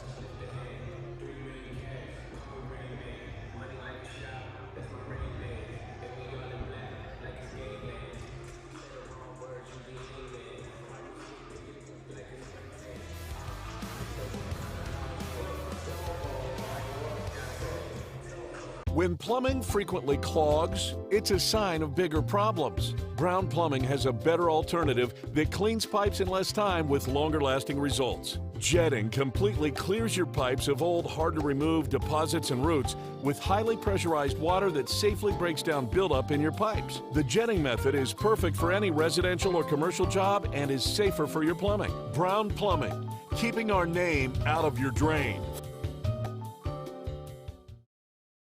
Not all replacement windshields are created equal. At Econoglass, we install windshields that are made to a car manufacturer's original specifications. Visit one of our locations to speak with an expert about your next windshield installation. Get quality. Get Econoglass. Remodeling your bathroom? Econoglass can transform your home with our Lumax shower doors. Designed for strength and stability and typically installed in 1 day or less. Visit one of our locations to speak with an expert about your next shower doors. Get quality. Get Econoglass.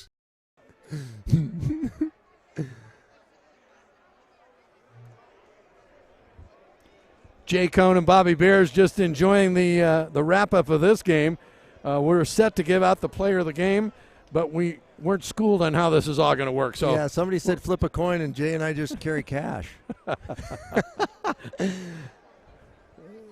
There we go. All right. That was my pick, Jay. That's what I'm Bobby telling said. you, that kid off the edge. Victor Martinelli is going to be our player of the game tonight, sponsored by Jersey Mike's. The defensive end had a great impact in the second half. His tenacious motor wreaked havoc on that Tropic offense throughout the second half. Active hands, disengaging, staying lateral down the line, pursuing the ball. Just they had no answers for him up front from Topeka, Jay. And absolutely, it changed the whole moxie of the game. They just totally put Topeka on their heels. Topeka changed quarterbacks at halftime. It didn't work out well for them because, Lorenz Stefan was doing okay in the first half, but they switched to Dylan Van Boxel, and it came in right as that defensive line for the Outlaws was getting their moxie. And like you said, Martinelli, Dylan Donahue, they all this wreaked havoc along with Eddie Hamilton. So there was a couple things early that they tried to do that the Tropics were having success with, but then they fixed that coverage-wise, and then they didn't have any adjustments off of that to get there. And we watched Martinelli just do a great job with his hands up front, disengaging, getting a couple sacks late, and really securing this game defensively for Billings. Offensively, Deshaun Williams had a good game, had a couple of receptions for a touchdown. Damian Francis with a pick six. R.J. Jarrett with a pick six or a pick four. Pick four. a pick four towards the end of the game. I think they're only going to give him 50 yards for the return, even though he was a couple of yards deep in the end zone. We'll have to see how they're going to record that one. But we're going to wait for Martinelli to get up here. We're going to have a nice conversation with that young man. Really, as soon as Billings kind of settled in, we saw there were a little bit of a late starter. The offense had to settle in, establish the run game, and then the defense in the second half when, Billings took over right at the end of that first half. The defense was, up for the challenge, settled in and did a great job just really pinning their ears back and getting after the pass rush for against Topeka. And Topeka, they just didn't have the adjustments necessary to stay with Billings, and that momentum really swung hard Billings' way, and they just kept the pedal down. How about a round of applause for our cameraman, our director, Ed Donahue, all the folks that are pulling cable all around the Metro to make this streaming broadcast possible. You guys have done an awesome job. It's On not short notice, quick not an easy turnaround. job. They were putting this thing together as we showed up tonight. We're trying to figure stuff out, and just the ability to fly and adjust on the run. The team behind the scenes that brings you the coverage and the shots. Kudos to you guys, because very professionally done, and we didn't know what to expect at the beginning, but it turned out pretty seamless. So great job, boys. I can't tell you how what a pleasure it was to work with y'all. And a pleasure that you're sharing your expertise. There's some of the highlights. There's Martinelli. Donahue, Yeah, home down. That's a pretty. He's got to find his way up the stairs. There he is. Took the long way around, but that combination off of both sides, because you had Donahue, and then you had Martinelli, and then you mix in Eddie Hamilton. Eddie Hamilton's a tall, long drink of water, and there is no breath for those offensive tackles. The length that Hamilton has, the motor of Martinelli, and then the hometown guy, he's always going to throw gas on the fire as far as defense goes. That's where his bread was buttered in high school and then into college, and then he had a drink of water in the NFL. So what a great all-around game for that defensive line, and able to pin their ears back. So Martinelli's sitting here. Hey, what a great deal here. How great is this, Jay? He's on his way up here and taking a break. And taking selfies with some exactly. fans. Yeah. I mean, developing the fan base, that's a huge deal. I think they do a good job here. You see him intermingling down here with the fans, but Martinelli able to, kind of bring the game to a young fan here. That says a lot about the young man. I'm going to hand off my headset. All right, let me flip that button right there.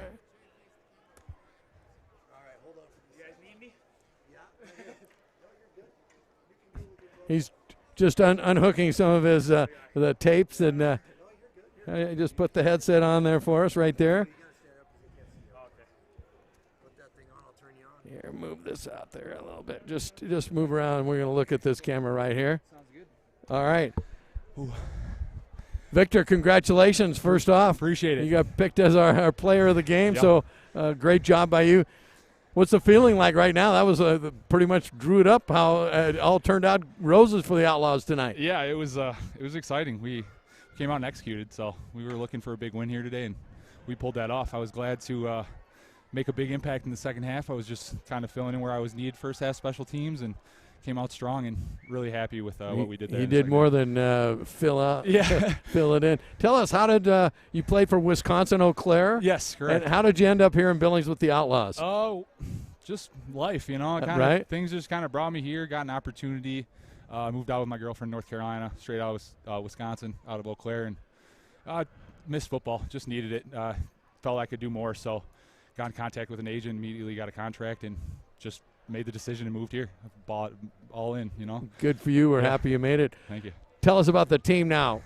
Disappointing in the first game against Omaha, but maybe the toughest place in the league to play. Come back here before the hometown fans, who will hopefully get a liking to this team. This team really seemed like every down, the confidence was building, on both sides of the ball. Yeah, in game football, you ride the energy, and we got a lot of momentum going. Obviously, first game wasn't what we expected, what we wanted, but we locked in this last week, and we really made some changes and had strong, and we were happy with what we did here. We're glad we were just riding that energy, that momentum. So a little rocky to start, obviously, but once we got our bearings, we were off to the races. So what do they say? It's not how you start, it's how you finish. How you finish, for sure. Yeah, for sure. Well, we got a week off now. Another Monday night game next week against Rapid City. Yep. How's the health? You're looking good, but this is football status. Just tape it up and get back to work. So, how difficult is it with new players coming in? You got a new offensive coordinator that just arrived yesterday. Just roll with the punches, so to speak. Yeah, next man up, I guess, so to speak. So just ride the wave, bring that positive energy. I'm saying, just go with it. Yeah, just keep your nose down the grindstone. Just keep working. Every man coming in is obviously devoted to the game, really dedicated to their craft. So just keep working. That's the beauty of it. Victor, thank you. Appreciate Congratulations on being our player of the game tonight. Thank you very much. Victor Martinelli from Wisconsin Eau Claire, and he had one heck of a game, as most of the Outlaws did, especially that defensive line. We got another player we'd like to bring in now. It could have been anybody's player of the game. Victor Espinosa, our quarterback. Can we get you to slide that headset on there, Victor? Vincent, I'm sorry. No, you're fine. We're all learning the team as you are. How you feeling right now? What a turnaround from game 1 to game 2, huh? Yeah, it was crucial for us to. I'm kind of glad we experienced that the first week than, the last game of the season. Right. And, we after watching film and really, like, dissecting the film and seeing how we played, like, we beat ourselves the first week. A lot of the mistakes came on our end, but that's what we focused on this week, just trying to fix as much mistakes as possible, take it play by play. And I'm just glad that at this outcome, like, all of us came together. That was the most important thing, OD and special teams. Really team effort. And you especially started out in the first quarter. It takes a while to get your feet under you, doesn't it? Yeah. I mean, because different teams bring different looks, and you could tell the confidence was building play by play. Yes, sir. Did a lot of film study, not just on us, but on the opponent that week, and, trying to find beaters and stuff like that. So it was important for us to lock in every single day. That was, Tell our fans how you ended up in Billings. Football can weave a tangled web. Yeah, so I'm from California. So last 2 years I was in the IFL. Okay, Ed, you're coming through, so go ahead. Sorry. Okay, so I was in the IFL 2 years, and then, the best thing, well, I felt like this was the best decision for me is because Coach Locke's smart. I'm trying to get better as a player. I'm still, I still have goals and ambitions that I will achieve, glory to God. But, I trusted Coach Locke and the coaching staff, and, and he's very smart. I like how I may throw a great pass, and he'll still tell me I did something wrong. That's crucial and that's important because every little mistake I want to eliminate. So I ended up, that's why I ended up coming out here. I heard Billings is a beautiful place. I like nature and stuff like that, so I'm excited when the weather gets warmer because it's cold out here. Congratulations, Vincent. I'm glad you made it to Billings. And we'll look for great games for you down the road. We got another game next Monday night, so go rest up, okay? Yes, sir. Rest up and get back to work. And, love my kids, Cameron and Jalen, so I'm glad. Yeah. I'm sure they're excited to watch their papa play tonight. Yeah, this is much needed for the whole team. And the energy, shout out to everyone who came out to the game, watching the game. We feed off that love, so appreciate y'all. Excellent.